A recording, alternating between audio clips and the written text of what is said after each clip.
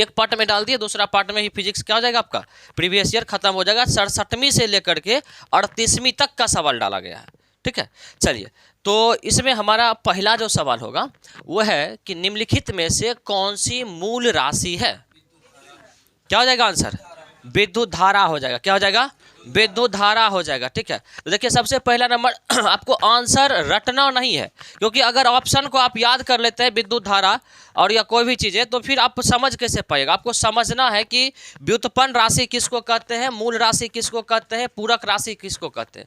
राशि 3 गो होता है। राशि कितना होता है, 3 होता है। मूल राशि पहला क्या होता है, मूल राशि, दूसरा क्या होता है व्युत्पन्न राशि, और तीसरा क्या होता है पूरक राशि। मूल राशि, व्युत्पन्न राशि और पूरक राशि। मूल राशि किसको कहेंगे, वैसा राशि जो दूसरे पर निर्भर नहीं होता है उसको क्या कहेंगे, मूल राशि कहेंगे। व्युत्पन्न राशि किसको कहेंगे, वैसा राशि जो दूसरे पर निर्भर होता है उसको क्या कहेंगे, व्युत्पन्न राशि कहेंगे, ठीक है। और वैसा राशि जब मूल राशि हो ना व्युत्पन्न राशि हो उसको क्या बोलेंगे, पूरक राशि बोलेंगे। क्या बोलेंगे, पूरक राशि बोलेंगे, ठीक है। जैसे कि लड़का लोग है ना, ये पहले करेगा लव, कौन सी करेगा, लव करता है, ठीक है ना। और 6 महीना के बाद क्या होता है जानते हैं, लड़की बोलेगी कि अब हमारा ना शादी हो रहा है, भोनर नहीं करना। और तब लड़का क्या कहता है जानते हैं कि हम तेरे बिना रह नहीं सकते, तेरे बिना क्या वजूद मेरा, समझ रहे हैं। और तुमसे और क्या कहता है वो, तुझसे जुदा हो जाएंगे तो खुद से हो जाएंगे जुदा, समझ रहे। अरे अगर तोहर वजूद ओकरा बिना नहीं है तो एकर मतलब है कि तुम 24 कैरेट ओकरा पर निर्भर हो गया है। एकर मतलब तुम 24 कैरेट व्युत्पन्न राशि हो गया, तुम उस पर क्या हो गया है, निर्भर हो गया है, समझ रहे हैं। इसीलिए करके कभी भी व्युत्पन्न राशि नहीं बनना है, बनना है तो कौन सी बनना है, मूल राशि बनना है। ये वो गए तो दूसरी आएगी, सीधी बात है, आया समझ में। तो कभी भी कौन सी नहीं बनना है, व्युत्पन्न राशि। तो लड़का किस पर निर्भर हो गया, लड़की पर। इसका मतलब लड़का कौन सा राशि, व्युत्पन्न राशि। और लड़की छोड़ के चल गई, ओकरा पर कोई फर्क नहीं पड़ रहा है, कौन सा राशि, मूल राशि। तो जो राशि मूल राशि पर निर्भर रहे वो क्या होगा, व्युत्पन्न राशि। और जो राशि किसी पर निर्भर नहीं हो क्या होगा, मूल राशि। आया समझ में, जो किसी पर निर्भर नहीं हो मूल राशि, और जो दूसरे पर निर्भर हो व्युत्पन्न राशि। और जो ना मूल राशि हो और ना व्युत्पन्न राशि हो वो क्या होगा, पूरक राशि। आया समझ बात है। तो इस बात को याद रखना है लॉजिकली, ठीक है ना। चलिए एक के बार में समझ गए। चलिए देखिए देखिए मूल राशि वह राशि जो दूसरे राशि पर निर्भर नहीं रहता हो क्या कहलाता है, मूल राशि कहलाता है। मूल राशि की संख्या कितना है, 7 है। मूल राशि की संख्या 7 है। मूल राशि 7 फेरा लेती है, बस तोरा छोड़ के भाग जाती है। आया समझ बात है, 7 फेरा में गायब। तो यहाँ फोन करके बोलते रहो, समझ रहे। निर्भर रहते हैं आप लोग, निर्भर नहीं रहना है, समझ रहे। तो निर्भर हो गए तो समझ आइए। तो आप जब भी अगर आपको ऐसा फील हो ना, इतना बड़ा बात नहीं बोलना है, सीधा बोल देना हम व्युत्पन्न हो राशि हो गए भाई, ठीक है, छोड़ के मत जाना, ठीक है। चलिए तो मूल राशि की संख्या कितना है, 7। जैसे लंबाई देखिए किसी पर निर्भर नहीं होता है।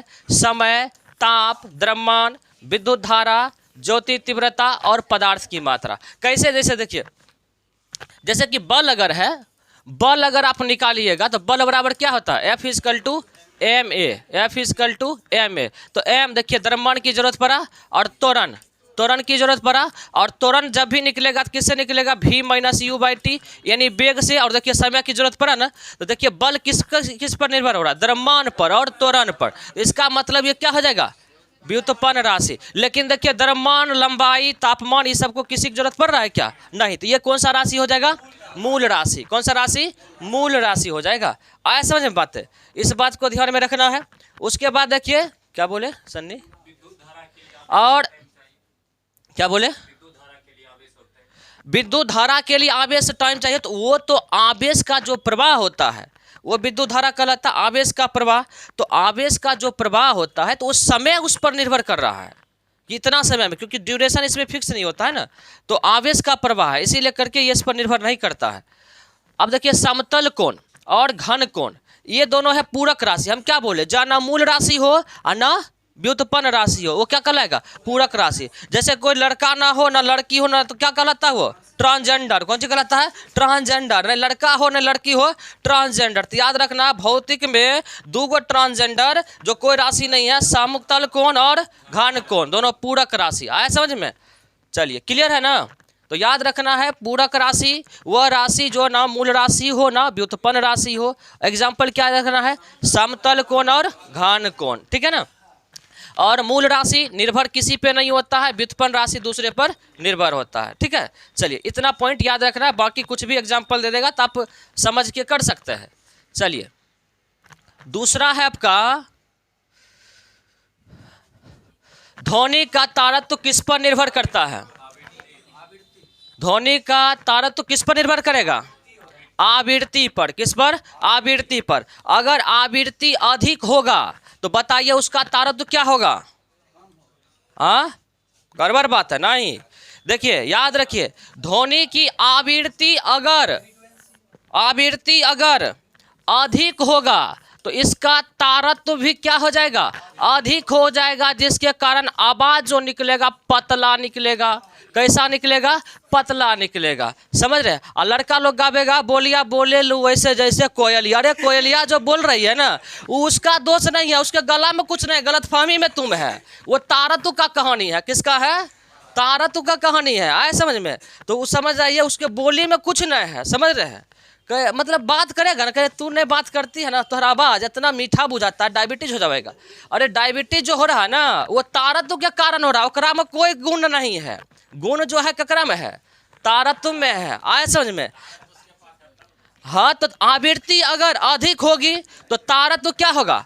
अधिक होगा। आवृत्ति अधिक तो तारत्व अधिक, और तारत्व अधिक तो आवाज कैसन? मीठा मुलायम। बुझा रहे ना? और आवृत्ति अगर जैसे कि लड़की का आवाज कहन होता है पतला होता है, तो इसका मतलब क्या हुआ कि लड़की का तारत्व क्या है? अधिक है। इसके कारण आवृत्ति भी क्या होगी? अधिक होगी। और तारत्व अधिक हो गया तो इसका आवाज कैसा होगा? पतला होगा। ऐसे में बात है। चलिए क्लियर है? लेकिन यही लड़का के साथ कौन चीज होता है? लड़का के साथ इसका तारत्व आवृत्ति कम होता है और तारत्व भी इसका क्या होगा? तब कम होगा। और तारत्व जो ही कम होगा तो इसका आवाज जो होगा बरवद जैसन। समझ रहे? मोटा कौवा नहीं सर, नहीं मोटा होवेगा। समझ रहे हैं? मोटा। देखिए आवाज कौवा जैसन होवेगा ना, लेकिन सरकारी नौकरी हो जाता है ना तो भरो लड़का का मुंह रहे जूता का सोल सनक, आवाज रहे फटल ढोल सनक, लेकिन मेहरारू चाहिए ओकरा गोड़ सनक। समझ रहे हैं? केहनो हो जाएगा, कोई दिक्कत नहीं है। और काला लड़का चॉकलेटी कलर, सही बात है। तब ये नहीं बोलेगे कि काला है, बोलेगे चॉकलेटी कलर है। समझ रहे? हाँ। और चॉकलेटी कलर तो हमारा बढ़िया बुझाता है, नहीं बुझ रहे हमारा नौकरी बढ़िया बुझा रहा है। समझ रहे हैं? हाँ आया समझ में? तो याद रखना आवृत्ति अधिक होने पर क्या होता है? तारत्व अधिक होता है, जिससे आवाज कैसा होता है? पतली होती है। आया समझ में? पतली होती है आवाज।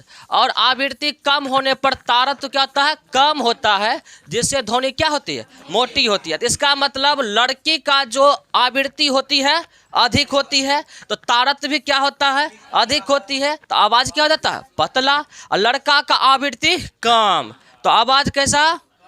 मोटा। और जिसके कारण तारत्व भी क्या हो जाता है? इसका कम हो जाता है। तो याद रखना है कि आवृत्ति अधिक तो तारत्व अधिक तो आवाज पतली, और आवृत्ति कम तो तारत्व भी कम तो आवाज मोटा। ठीक है?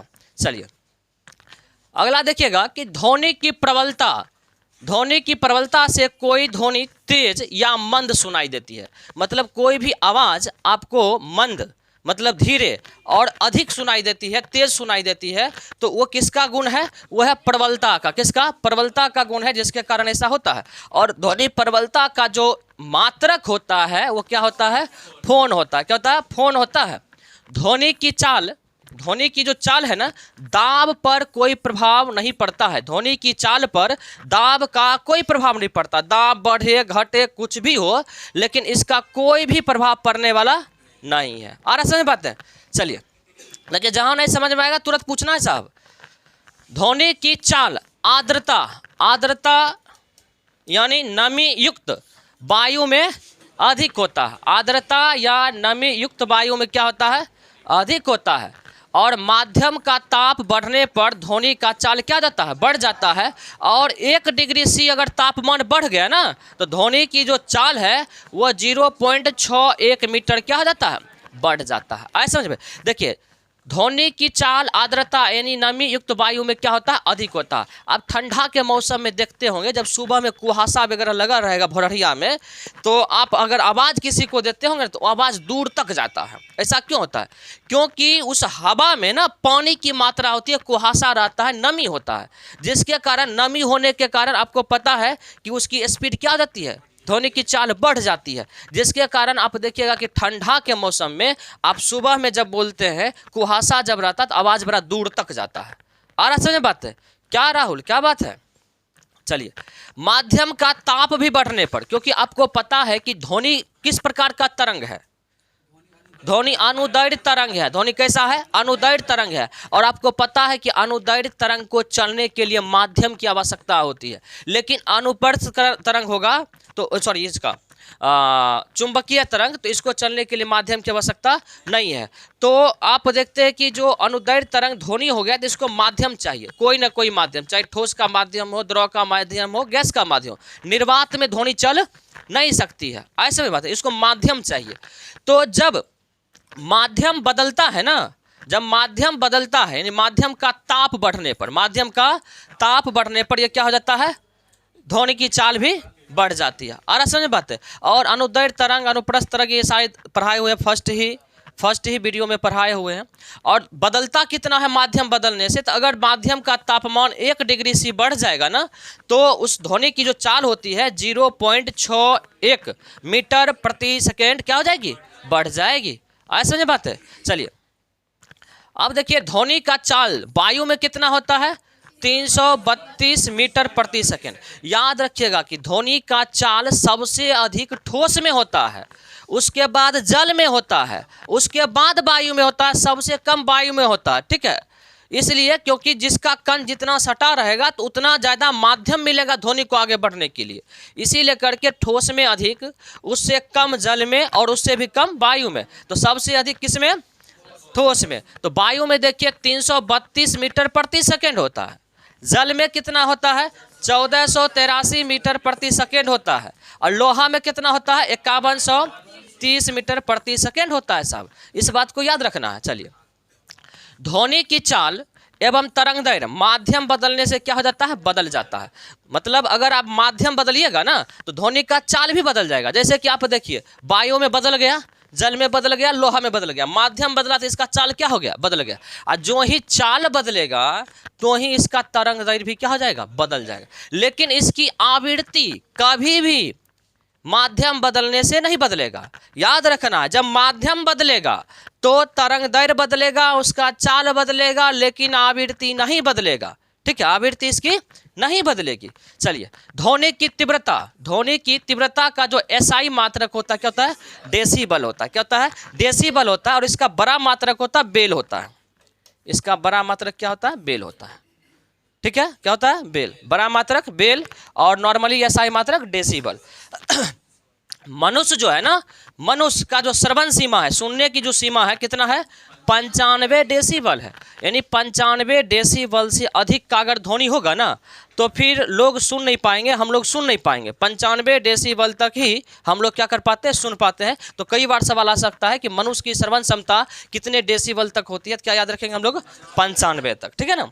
बाकी आपको पता है कि हम लोग केवल श्रव्य जो तरंग है, केवल ऑडिएबल जो वेव है उसी को सुन पाते हैं। और ऑडिएबल वेव जो होता है कितना होता है? 20 हर्ट्ज से लेकर के 20,000 हर्ट्ज तक। ठीक है, तो हम लोग 3 तरंग पढ़ा चुके ध्वनि का पिछले सेट में। चलिए ध्वनि का कान पर 1/10 सेकेंड तक क्या रहता है?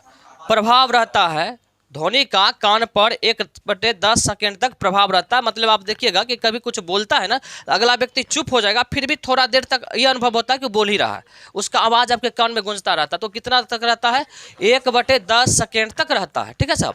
उसके बाद देखिए कि प्रतिध्वनि सुनने के लिए, प्रतिध्वनि मतलब क्या होता है? इक्को।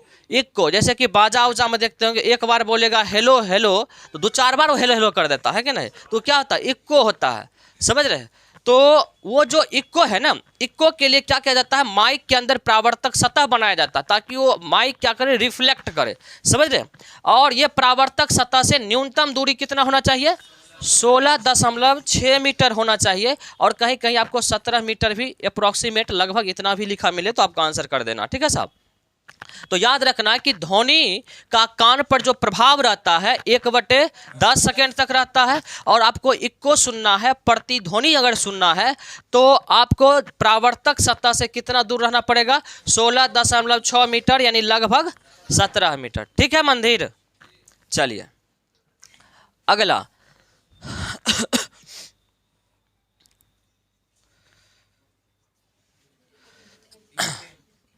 घरेलू ईंधन के रूप में प्रयुक्त एलपीजी में मुख्यतः क्या पाया जाता है, बताइए क्या हो जाएगा। देखिए म्यूटेन एलपीजी में जो आपको मुख्यतः शब्द जोड़ देगा, अगर मुख्यतः शब्द को जोड़ दिया, ठीक है साहब, मुख्यतः शब्द को देखिए, ऐसा नहीं है कि एलपीजी में केवल ब्यूटेन ही रहता है, इसमें प्रोपेन की भी मात्रा होती है, लेकिन अगर आपको पूछ दे मुख्यतः, इसका मतलब अधिकतर क्या होता है, अधिक परसेंटेज में क्या है, समझ रहे। तो याद रखना है, तो इसमें अधिक परसेंटेज में क्या होता है, ब्यूटेन होता है, शायद कल परसों ही आपको पढ़ाए हैं, तो इसमें क्या हो जाएगा, ब्यूटेन हो जाएगा। और इसमें भी ब्यूटेन का 2 आइसोमर होता है, एक होता है आइसोब्यूटेन,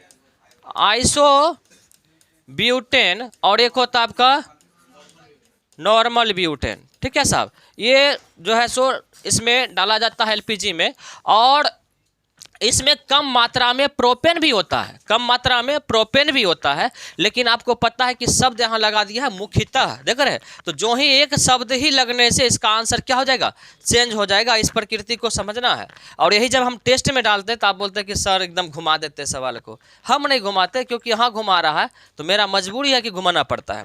चलिए तो ये हो गया। अब देखिएगा कि इसमें ना जो एलपीजी होता है, लिक्विड पेट्रोलियम गैस, इसमें ना गंध होता है, ना इसका रंग होता है, ना इसमें गंध होता है, ना इसमें रंग होता है। तो इसका गंध को पता लगाने के लिए कि कहीं रिसाव हो रहा है, नहीं हो रहा है, बताइए, इसमें जब गंध है ही नहीं तो कैसे पता चलेगा।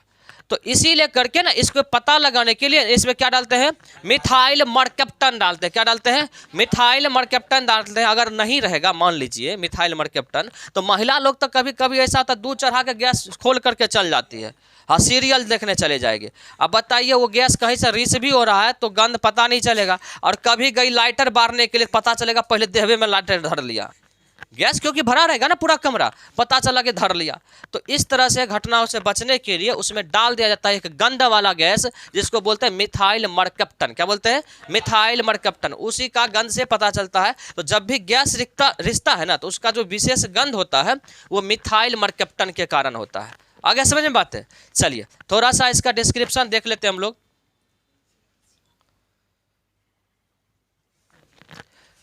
इसका आंसर हो जाता है आपका ब्यूटेन। एलपीजी का मुख्य घटक क्या है, ब्यूटेन है। एलपीजी का रिसाव का पता लगाने के लिए मिथाइल मरकैप्टन मिलाया जाता है। क्या मिलाया जाता है, मिथाइल मरकैप्टन मिलाया जाता है, इस बात को याद रखेंगे। और ब्यूटेन जो है ना, एल्केन समूह का हाइड्रोकार्बन है, एल्केन समूह का हाइड्रोकार्बन है। इसका मतलब समझ में आया कि हाइड्रोकार्बन किसको कहेंगे, कि वैसा यौगिक जो हाइड्रोजन और कार्बन से मिलकर बना हो उसको क्या बोलेंगे, हाइड्रोकार्बन। हाइड्रोकार्बन 2 प्रकार का होता है, हाइड्रोकार्बन 2 प्रकार का होता है। एक होता है संतृप्त हाइड्रोकार्बन और एक होता है असंतृप्त, यानी सैचुरेटेड अनसैचुरेटेड हाइड्रोकार्बन, ठीक है ना। तो संतृप्त हाइड्रोकार्बन और असंतृप्त हाइड्रोकार्बन। संतृप्त हाइड्रोकार्बन जो होता है वो एक टाइप का होता है जिसको बोलते हैं एल्कीन, एल्केन, क्या बोलते हैं उसको, एल्केन। और असंतृप्त हाइड्रोकार्बन जो होता है वो 2 प्रकार का होता है, एक होता है एल्कीन और एक होता है एल्काइन, एक होता है एल्कीन एगो एल्काइन, ठीक है। तो अब देखिए एल्केन, एल्कीन, एल्काइन हो गया तीनों। अब इसका फॉर्मूला क्या होता है, कई बार हो सकता है कि आपको बोल देगा कि ब्यूटेन का स्ट्रक्चर लिखिए, आप कितना रट के रखिएगा। इसीलिए करके एल्केन का बोले एल्केन समूह का, या बोले एल्कीन समूह का, या एल्काइन समूह का, तो हम लोग फॉर्मूला उसको याद रखेंगे और फिर वहाँ से हम लोग बना लेंगे सीधा। तो देखिए एल्केन का होता है CnH2n+2, एल्कीन का होता है CnH2, नहीं H2n ही होता, हाँ मिस्टेक है, H2n, और इसमें होगा -2। तो एल्केन का CnH2n+2, जहाँ n कौन सी है, कार्बन की मात्रा है, कार्बन की संख्या है, कार्बन कितना है। तो एल्केन को बोलेंगे हम लोग CnH2n+2, एल्कीन को CnH2n, और एल्काइन को CnH2n-2। तो देखिए एल्केन, एल्कीन, एल्काइन, पहला में क्या करेंगे, 2 सटाएंगे, दूसरा में 2 हटाएंगे, और तीसरा में 2 घटाएंगे। पहला में 2 सटाएंगे, दूसरा में 2 हटाएंगे, तीसरा में 2 घटाएंगे। ठीक है, याद रखना है लॉजिकली, एल्केन, एल्कीन, एल्काइन, 2 सटाएंगे, 2 हटाएंगे और 2 घटाएंगे। ठीक है, लॉजिकली याद रखिएगा। चलिए ये हो गया। उसके बाद देखिए कि गैस वेल्डिंग, जो गैस का वेल्डिंग होता है ना, उसमें किस गैस का प्रयोग होता है, हो सकता है क्योंकि एलपीजी में पूछ दे कि गैस वेल्डिंग में कौन सा गैस। तो गैस वेल्डिंग के लिए और फल को पकाने के लिए ना एसिटिलीन गैस का प्रयोग करते हैं। किसका करते हैं, एसिटिलीन गैस का प्रयोग करते हैं। ठीक है साहब, कोई दिक्कत इसमें नहीं ना। तो बताइए एल्केन का फार्मूला CnH2n+2, एल्कीन का CnH2n, और एल्काइन का CnH2n-2। चलिए साहब, इतना पॉइंट हम लोगों को ध्यान में रखना है। चलिए अगला सवाल,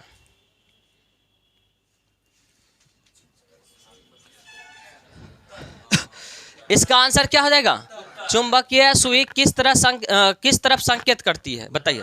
आंसर क्या हो जाएगा, उत्तर हो जाएगा। सही बात है, आंसर हो जाएगा इसका उत्तर। क्या मंदिर, उत्तर ही होगा ना।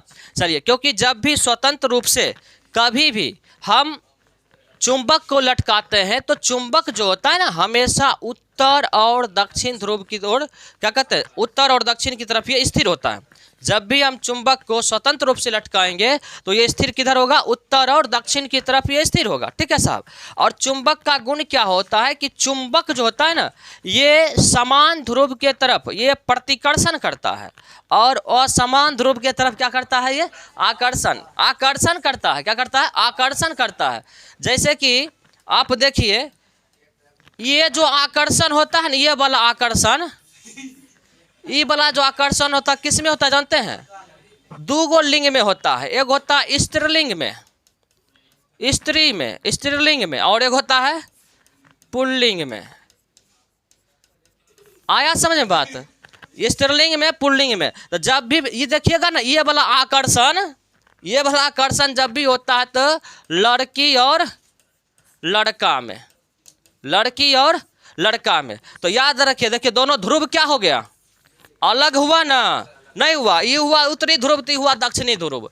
समझ रहे, तो दोनों में आकर्षण क्या होगा, दोनों में आकर्षण।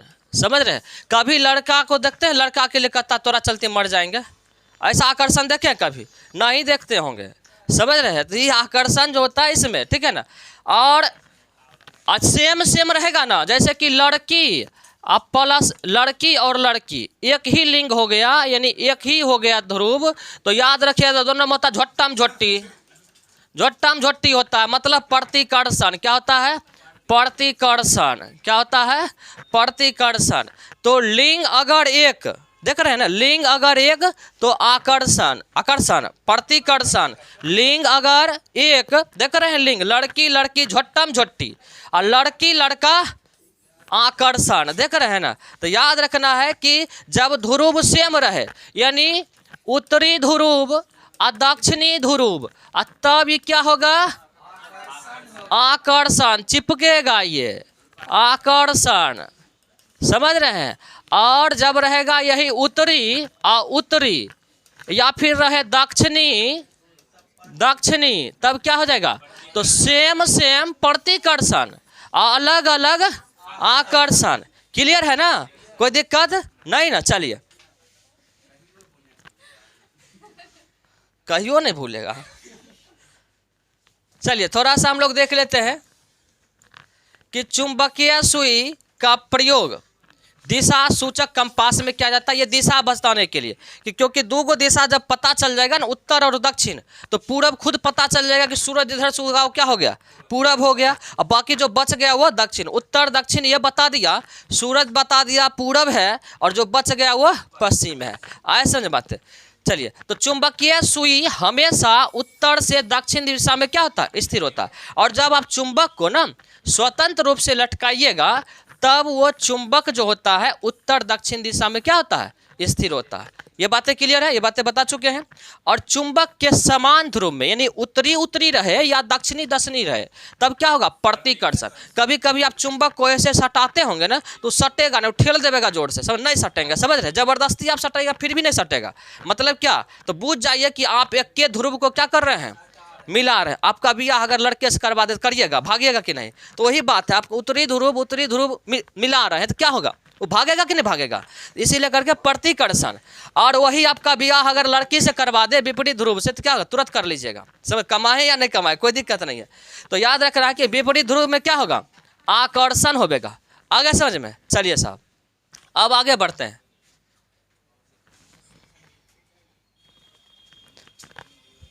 सवाल भाग गया। दृष्टि की खराबी निकट दृष्टि को जाना जाता है। देखिए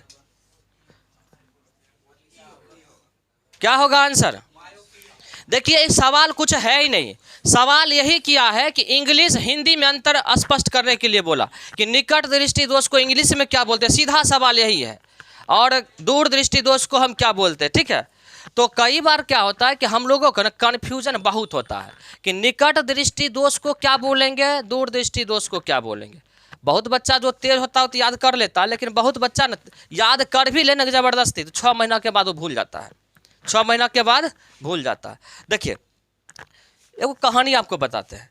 जब किसी लड़की की शादी होने लगता है ना, बरतुहारी होने लगता है, तो वो लड़की क्या करती है जानते हैं, पता है आपको, तो अपना छोटका भाई के भेजेगा लड़का देखने के लिए। क्यों जानते हैं, क्योंकि जो बुजुर्ग आदमी जाएगा ना, उसका बड़ा भाई और बुजुर्ग आदमी, तो उससे वो लड़की पूछ नहीं पाएगी कि लड़का कैसन था, समझ रहे हैं। और छोटका भाई रहेगा ना, ओकरा बोला के पूछेगा केहन लगा तोरा, समझ रहे हैं, अच्छा कैसन था, वो बगल में करनमा जैसन गोड़ था कि नहीं, समझ रहे हैं, ऐसा पूछेगी। अच्छा लंबा में केहन था, राकेशवा जो बगल में है ओकरा जैसन लंबा है कि नहीं, समझ रहे, इस तरह से पूछेगी। और सब बात पूछ सकती है ना, आ रहा समझ में बात, इसीलिए करके। और छोटका जो होता है ना, वो जाएगा ना तो घरों और में जानती है कि घुस घास करके सब कुछ देख लेगा, समझ रहे, इसीलिए भेजेगी वो छोटका के, समझ रहे। तो जब वो आती है ना और उसको जब भेजेगी तो बड़ा कुछ सिखा के भेजेगी, घर जाके देखना, बगल में जाके नज़दीक से देखना, आँख डालने न है, समझ रहे, बढ़िया से देखना। तो याद रखना ठीक है कि जब वो लड़की भेजती है ना अपना भाई को देखने के लिए वो लड़का को, तो वो बोलती है कि निकट जाके देखना मायो पिया को, मतलब मेरे पिया को, निकट जाके देखना मेरे पिया को, ठीक है, मायो पिया। आया समझ में, निकट जाके देखना मायो पिया को, आ रहा समझ में। आज जब मायो पिया हो गया, ठीक है ना, मायो पिया हो गया, मेरे पिया को देख लिया, तब दूर चला गया मेट्रो से पिया, मेट्रो पिया मतलब हाइपर मेट्रो पिया, ठीक है। तो मेट्रो पिया अगर लगल रहेगा तो याद रखना दूर चला गया पिया कौन चीज से, मेट्रो ट्रेन से, आया समझ में, दूर गया पिया मेट्रो पिया, और निकट से देखना मायो पिया, मोड़े पिया, ठीक है ना, आया समझ में। तो दोनों को याद कर लेंगे, कन्फ्यूजन नहीं होगा। और नहीं तो कभी हाइपर मेट्रोपिया में मार दीजिएगा निकट दृष्टि दोष, और निकट वाला में मार दीजिएगा दूर वाला, समझ रहे। तो याद रखना है निकट से देखना मायोपिया, ठीक है ना, मेरे पिया को, ठीक है ना। तो इस तरह से लॉजिकली याद रखिएगा, फिर नहीं भूलिएगा, और नहीं तो आज रट लीजिएगा कल साफ। चलिए क्लियर है ना।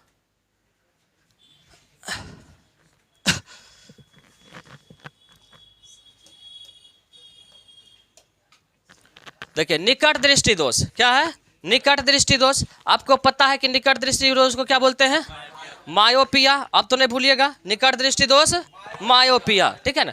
तो मायोपिया जब हो जाएगा ना, तो याद रखिएगा कि निकट की वस्तु दिखाई पड़ेगा, मतलब आँख का जो दोष होगा, यानी निकट दृष्टि दोष हुआ ना, तो निकट की वस्तु दिखाई पड़ेगा लेकिन दूर की वस्तु दिखाई नहीं पड़ेगा, दूर की वस्तु दिखाई नहीं पड़ेगा। कोई टीचर अगर आपका ना ऐसे करके पढ़ता होगा ना, ऐसे करके, तो बूझ जाइए अगर निकट दृष्टि दोष होगा, इसीलिए नजदीक की वस्तु दिखता है, दूर की वस्तु नहीं दिखेगा। हम लोग सोचते हैं क्या कि निकट दृष्टि दोष हुआ तो निकट की वस्तु नहीं दिखता होगा, ऐसा नहीं है। निकट दृष्टि दोष अगर हो गया तो निकटे का वस्तु दिखेगा, दूर की वस्तु नहीं दिखेगा। और कोई टीचर ऐसे करके पढ़ रहा है, ऐसे करके, समझ रहे, तो बूझ जाइएगा कि दूर से ओकरा दिख रहा है तो मतलब दूर दृष्टि दोष, दूर से दिख रहा है तो दूर दृष्टि दोष, और नजदीक से दिख रहा है तो निकट दृष्टि दोष। ऐसा नहीं बात है। तो नजदीक की वस्तु निकट दृष्टि दोष में क्या होता है, दिखाई देती है, परंतु दूर की वस्तु दिखाई नहीं देती है। ऐसा नहीं। अब इसका कारण क्या होता है, इसका कारण और उपचार दोनों समझ लीजिए कि इसका कारण क्या होता है, नेत्र गोलक की गोलाई बढ़ जाना। इसका मतलब समझ में आया कि नेत्र गोलक जो होता है ना, आपका आंख, मान लीजिए नेत्र गोलक आपका इतना बड़ा है, ठीक है, इतना बड़ा है, और यहाँ से लाइट आया और यहाँ पर आकर के रेटिना पे आके क्या कर दिया, काट दिया। यहाँ पर कौन चीज होता है, रेटिना होता है। आपको पता है कि जब भी आंख में जो प्रतिबिंब बनता है, कहाँ बनता है, रेटिना। कहाँ बनता है, रेटिना पर, समझ रहे हैं ना, आया समझ में। तो इसको याद रखिएगा, रेटिना पे बनता है नॉर्मली ऐसे, लेकिन आपका नेत्र गोलक न एत्गो हो गया, समझ रहे हैं, आपका नेत्र गोलक एत्गो हो गया। अब बताइए रेटिना कहाँ है, यहाँ पर आपका लेंस लगा हुआ है, यहाँ से प्रकाश आया और यहीं से परावर्तित हो गया, अपवर्तित हो गया, ये आया यहीं पर अपवर्तित हो गया। बताइए फोटो कहाँ बन गया, यहाँ बन गया, बन गया ना।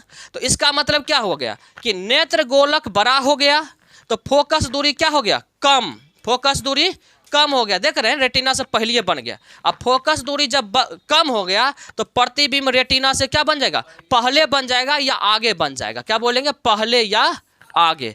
तो वही चीजें देखिए लिखा हुआ कि नेत्र गोलक का क्या हो जाना, बड़ा हो जाना, ठीक है, गोलाई बढ़ जाना, और लेंस की फोकस दूरी घट जाना, और प्रतिबिंब रेटिना से क्या बन जाता है, आगे बढ़ना। तो आप देख रहे हैं कि क्या हो गया, नेत्र गोलक बड़ा हुआ, फोकस दूरी कम हो गया, जिसके कारण प्रतिबिंब रेटिना से आगे ही बन गया, पहले ही बन गया। ऐसा नहीं में ये कारण होता किसका, निकट दृष्टि दोष का, निकट दृष्टि दोष का। और जब निकट दृष्टि दोष हो जाएगा तब ओकरा लेंस कौन देवेंगे, अवतल लेंस। कौन सा लेंस, अवतल लेंस। निकट में अवतल लेंस, निकट में अवतल लेंस, ध्यान में रखना है साहब। चलिए, क्योंकि अभी लगेगा कि याद हो गया, समझ रहे, और उस समय जब सवाल आता है ना, आसान सा सवाल है, बिल्कुल आसान है, हम लोग 9-10 से पढ़ते आते हैं, लेकिन एग्जाम का जब प्रेशर आता है ना तो आया चीज़ भूल जाता है, अपना नाम भी गलत लिख देते हैं वहाँ पे साहब, इसीलिए करके ध्यान में रखना है। चलिए अगला है साहब दूर दृष्टि दोष।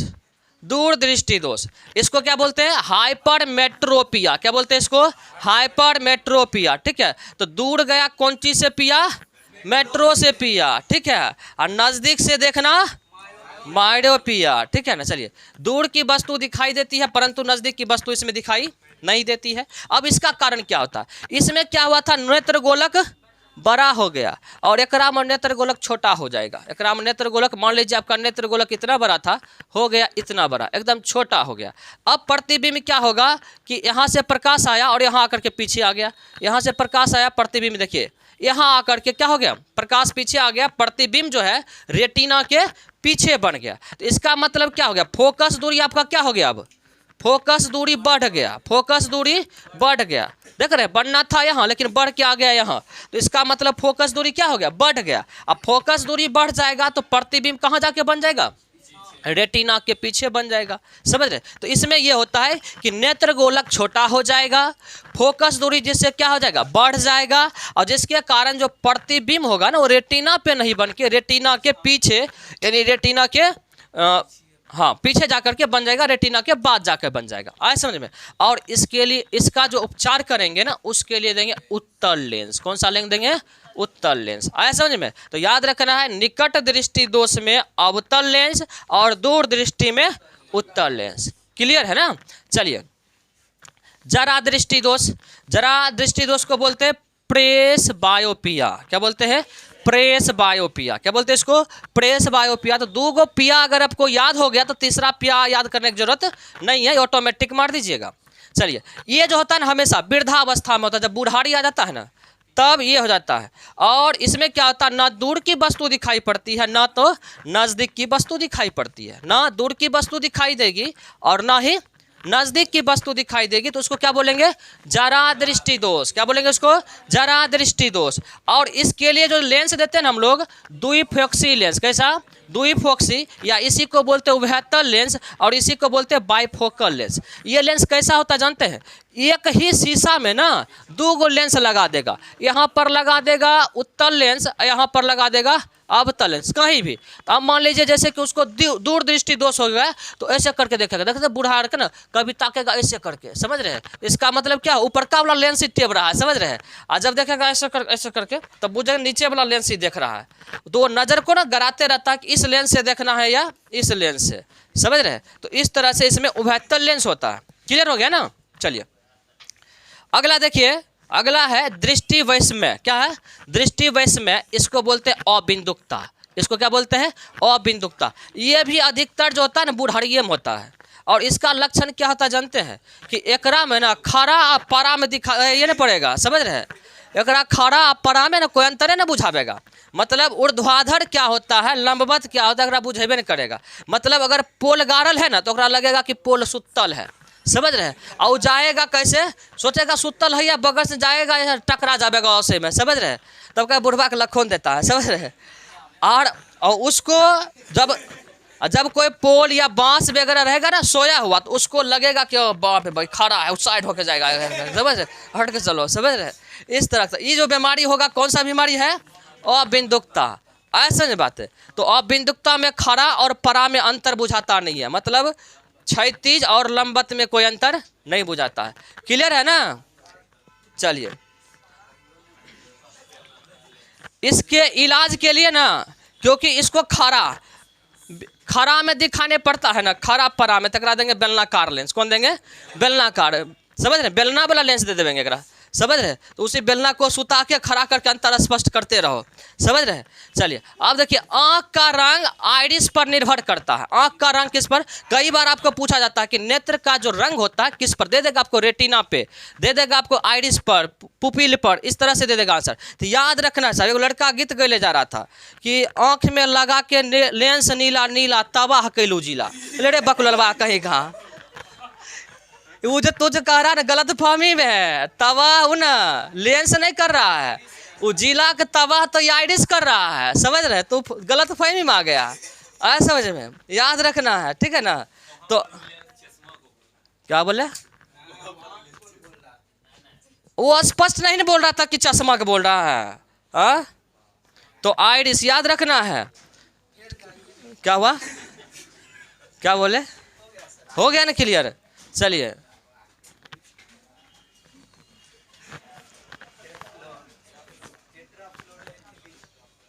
इसका आंसर क्या हो जाएगा, टेफ्लॉन निम्नलिखित में से किस एकलक का बहुलक है, बताइए। आंसर इसका हो जाएगा ए। देखिए बहुलक क्या होता है, जब एक ही तत्व का दो अणु मिल के एक बड़ा यौगिक बनाएगा ना, एक ही तत्व का दो अणु मिलके एक बड़ा यौगिक, दो या दो से अधिक भी हो सकता है, जब एक बड़ा अणु बनाएगा, बड़ा जो है सो संरचना बनाएगा, तब उसको क्या बोलेंगे हम लोग, बाहुलक बोलेंगे। क्या बोलेंगे उसको, बाहुलक बोलेंगे। क्लियर हुआ बात, क्या बोलेंगे इसको, बाहुलक बोलेंगे।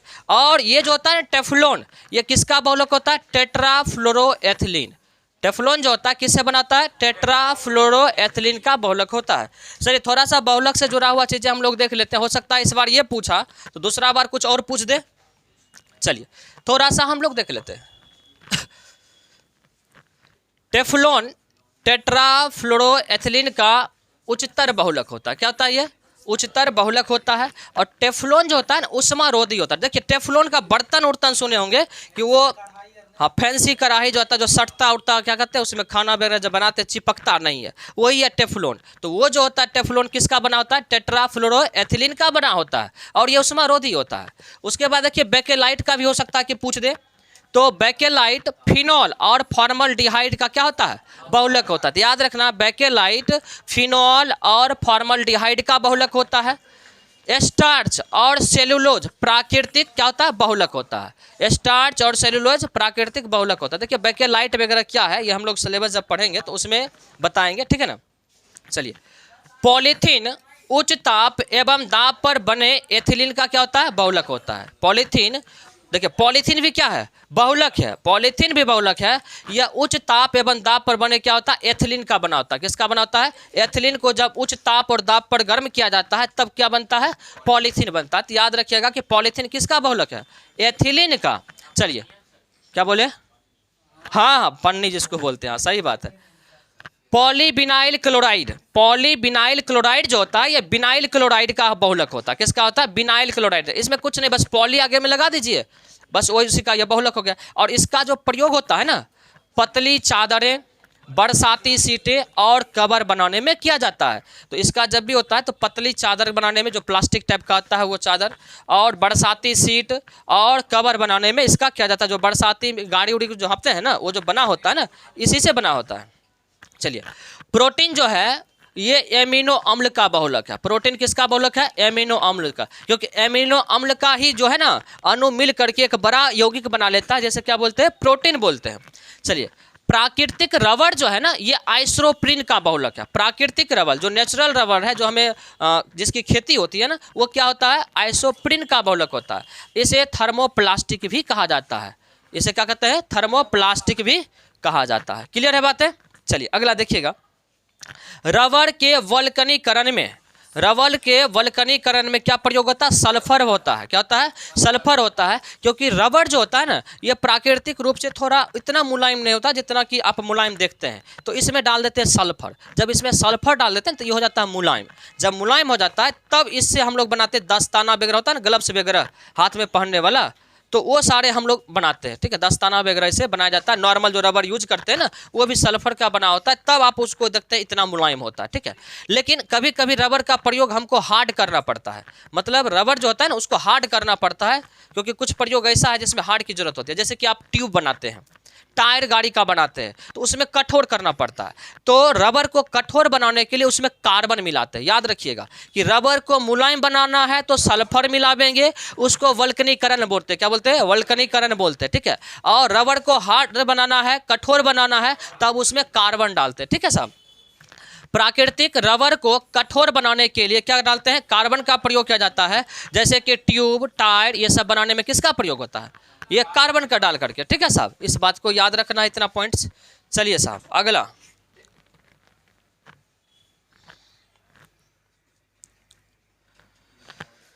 ग्रीन हाउस गैस का मुख्य घटक कौन सा है। ग्रीन हाउस गैस का मुख्य घटक कौन कौन सा है बताइए। देखिए, ग्रीन हाउस गैस में ना ऐसे तो सबसे अधिक मात्रा में कार्बन डाइऑक्साइड पाया जाता है, लेकिन क्योंकि इसका भी परसेंटेज मीथेन और नाइट्रस ऑक्साइड का भी कम नहीं होता है, जिसके कारण आंसर हो जाएगा एक से अधिक हो जाएगा। ये carbon dioxide, methane, nitrous oxide और ओजोन, ये सारे हो जाएगा आंसर। आंसर क्या हो जाएगा आपका, ई हो जाएगा। ठीक है साहब, चलिए थोड़ा सा हम लोग देख लेते हैं इसका डिस्क्रिप्शन कि प्रमुख जो ग्रीन हाउस गैस है वो कौन सा है, CO2 है, सबसे ज़्यादा प्रमुख होता है इसमें।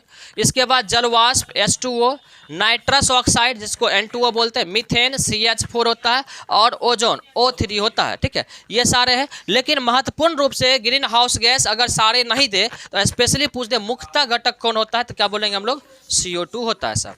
चलिए इतना पॉइंट हम लोगों को ध्यान में रखना है साहब, बाकी चीज़ें। चलिए, रडार का आविष्कार, रडार का आविष्कारक कौन थे बताइए, क्या हो जाएगा इसका, इसका आंसर हो जाएगा एक, रॉबर्ट वाटसन हो जाएगा। रॉबर्ट वाटसन हो जाएगा साहब। ठीक है ना, तो चलिए थोड़ा सा, क्योंकि यहाँ से आविष्कारक पूछा है तो बहुत कम पूछा है, नहीं के बराबर एक ही यही सवाल मिला पूरे सेट में, तो वहाँ से ज़्यादा तो नहीं लगता है पूछा जाएगा, लेकिन फिर भी दो चार हम डाल दिए हैं ताकि आप याद कर लीजिए। हो सकता है कि पूछा अगर जाए तो यही सबसे पूछा जाएगा। चलिए आंसर तो हो जाता है आपका रॉबर्ट वाटसन। एक्सरे का खोज कौन किया है, रॉडसन किया है, इस बात को याद रखिएगा। टेलीफोन का ग्राहम बेल, टेलीविज़न का जेलवेट, सौरमंडल का कॉपरनिकस, आपको पहले भी बताए हैं, इसे पहले भी बताया गया है कॉपरनिकस। ग्रह के गति नियम यानी केपलर, प्रिंटिंग प्रेस का गुटेनबर्ग, पेनिसिलिन का फ्लेमिंग, सेफ्टी लैंप का हम्पी डेवी और क्रेस्कोग्राफ का जेसी बोस। ठीक है, तो इतना याद कर लीजिए, बाकी आविष्कारक तो बहुत सारा है, लेकिन हो सकता है कि पूछा अगर जाए तो यहीं से पूछा जाएगा मेरे समझ से। ठीक है ना, क्योंकि आविष्कारक की संख्या एक ही है टोटल सेट में, तो उतना पूछने की संभावना नहीं लगती। अगर पूछा जाए तो यहाँ से पूछा जाएगा। चलिए, विद्युत उत्पन्न करने के लिए कौन सी धातु का प्रयोग होता है? आंसर क्या होगा साहब, बताइए आंसर क्या हो जाएगा इसका? आंसर इसका हो जाएगा यूरेनियम। सही बात है, आंसर इसका हो जाएगा यूरेनियम। आंसर हो जाएगा इसका यूरेनियम। आपको पता है कि जो नाभिकीय विखंडन जो होता है, यानी परमाणु विद्युत गिरी में, ठीक है, विद्युत षड्यंत्र में जहाँ पर परमाणु षड्यंत्र लगाया जाता है, वहाँ पर नाभिकीय विखंडन के लिए हम लोग यूरेनियम या प्लूटोनियम का प्रयोग करते हैं। ठीक है, ताकि नाभिकीय विखंडन होता है, मतलब उस परमाणु के नाभिक को तोड़ा जाता है, और जब नाभिकीय विखंडन होता है ना, तो बहुत मात्रा में ऊर्जा रिड्यूस करता है, ऊर्जा देता है, और उसी ऊर्जा से हम लोग क्या करते हैं? बिजली को तैयार करते हैं। तो याद रखिएगा कि नाभिकीय षड्यंत्र में अधिकतर विद्युत उत्पन्न करने के लिए यूरेनियम का प्रयोग होता है, इसके अलावा प्लूटोनियम का भी प्रयोग किया जाता है। थोड़ा सा हम लोग देख लेते हैं इसका डिस्क्रिप्शन। चलिए, कि यूरेनियम 235 और प्लूटोनियम 239 का प्रयोग किसमें होता है? परमाणु षड्यंत्र में विद्युत उत्पन्न करने के लिए होता है। नाभिकीय विखंडन के द्वारा यूरेनियम से ऊर्जा क्या होता है? प्राप्त किया जाता है। तो याद रखना है, नाभिकीय संयंत्र में जो विद्युत प्राप्त होता है किसके द्वारा होता है? नाभिकीय विखंडन के द्वारा। किसके द्वारा? नाभिकीय विखंडन के द्वारा। जबकि आपको बताए थे कि सूर्य में जो रोशनी होता है किसके कारण होता है? हाँ, नाभिकीय संलयन के कारण होता है, नाभिकीय संलयन के कारण। याद रखिएगा साहब। हाँ, परमाणु बम जो होता है वो नाभिकीय विखंडन पर ही काम करता है, लेकिन हाइड्रोजन बम जो होता है वो संलयन पर, नाभिकीय संलयन पर वर्क करता है। ठीक है साहब।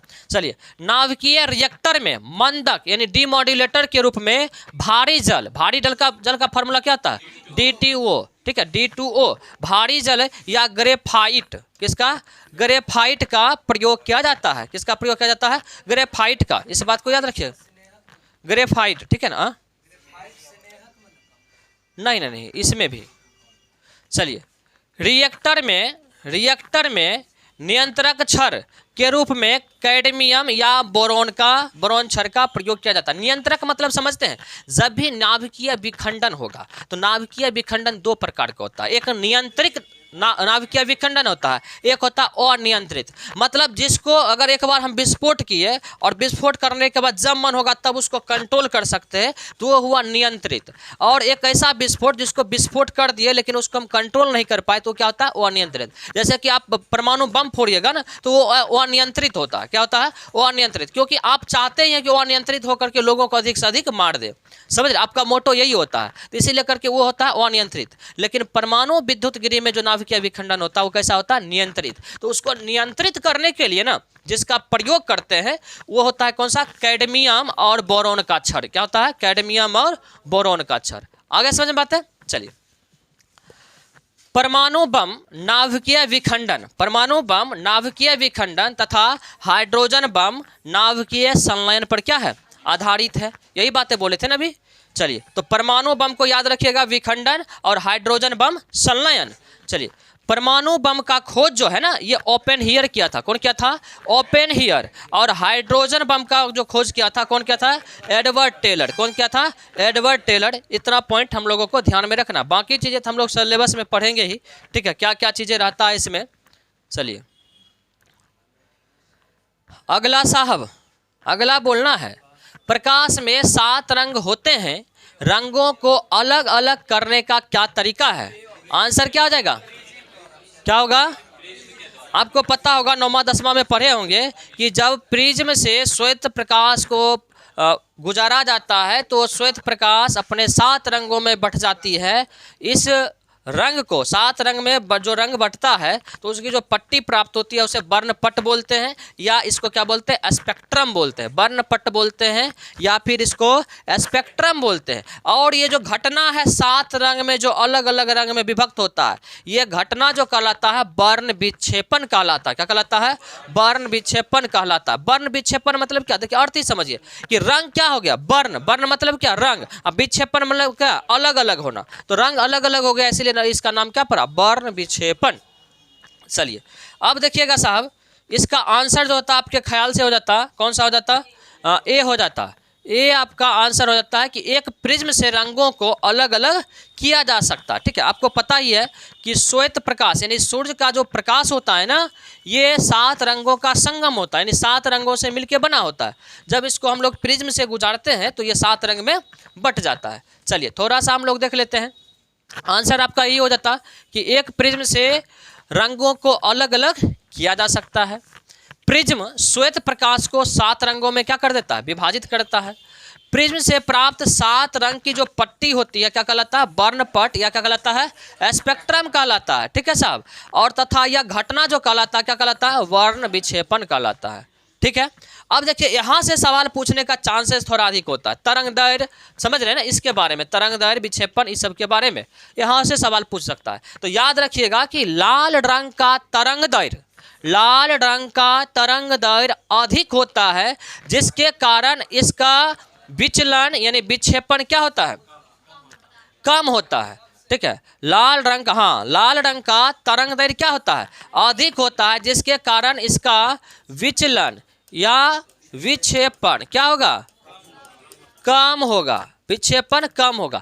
इसीलिए करके देखते होंगे कि सूर्योदय और सूर्यास्त के समय सूर्य हमेशा लाल दिखाई पड़ता है, इसलिए कि बाकी जितना रंग होता है ना वो सब विचलित हो जाता है, मतलब अपवर्तित होकर के लौट जाता है, समझ रहे। लेकिन लाल रंग जो होता है ना वो विचलित नहीं हो पाता है, इसका विक्षेपण नहीं हो पाता है, जिसके कारण लाल रंग वही रह पाता है, और जिसके कारण सूर्योदय और सूर्यास्त के समय लाल रंग ही हमें दिखाई पड़ती है। ऐसा नहीं बात है, इस बात को ध्यान में रखना है। तो याद रखना है, लाल रंग का तरंग दैर्घ्य अधिक तो विचलन और विक्षेपण कम, बैंगनी रंग का तरंग दैर्घ्य कम तो उसका विक्षेपण और विचलन अधिक होता है। क्लियर? क्या कोई डाउट है क्या राहुल? नहीं ना? चलिए याद रखना है कि बैंगनी रंग का तरंग दैर्घ्य सबसे कम होता है, जबकि इसका विक्षेपण क्या होता है, सबसे अधिक होता है। प्राथमिक रंग कौन कौन सा हो सकता है, कई बार ये पूछ देता है, याद रखिएगा, लाल, हरा और नीला। लाल, हरा, नीला, लाल, हरा, नीला। ठीक है, भूख भूखिया बोल, सब इसी कलर का नहीं होता, लेकिन यह है कि भोजपुरी का जो भी गाना बनता है इसी कलर का बनता है। देख लीजिए, लाल घाघरा, हरी हरी ओढ़निया, लेंस नीला नीला, देख रहे हैं ना, सब इसी पर गाना रहेगा, प्राथमिक रंग पर ही, समझ रहे हैं ना। चलिए चलिए अगला देखिएगा, प्रकाश विद्युत प्रभाव। अच्छा अच्छा अच्छा, इसका सवाल कौन सा था? अच्छा, आइंस्टीन को नोबेल पुरस्कार, आइंस्टीन को नोबेल पुरस्कार किस कार्य के लिए मिला? प्रकाश के, सही बात है, इसका आंसर हो जाएगा प्रकाश विद्युत प्रभाव। प्रकाश विद्युत प्रभाव के लिए आइंस्टीन को नोबेल पुरस्कार मिला। देखिए इनको जो मिला था ना भौतिक के क्षेत्र में मिला था, लेकिन आप इनका जो देखिएगा कि ज़्यादा अधिकतर जो खोज किया गया वो केमिस्ट्री के क्षेत्रों में है, लेकिन मिला इन्हें भौतिक के क्षेत्रों में। तो कई बार होता है क्या कि हम लोग इनको जो जानते हैं आइंस्टीन साहब को केमिस्ट्री के व्यू से जानते हैं, तो हम लोग को लगता है कि इन्हें केमिस्ट्री के ही क्षेत्र में दिया गया होगा।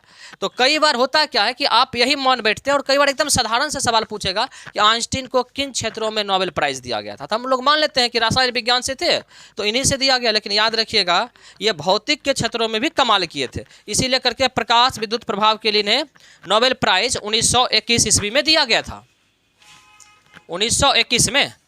चलिए साहब थोड़ा सा देख लेते हैं इसका डिस्क्रिप्शन कि आइंस्टीन को प्रकाश विद्युत प्रभाव के लिए 1921 में भौतिक के क्षेत्रों में नोबेल पुरस्कार दिया गया था साहब।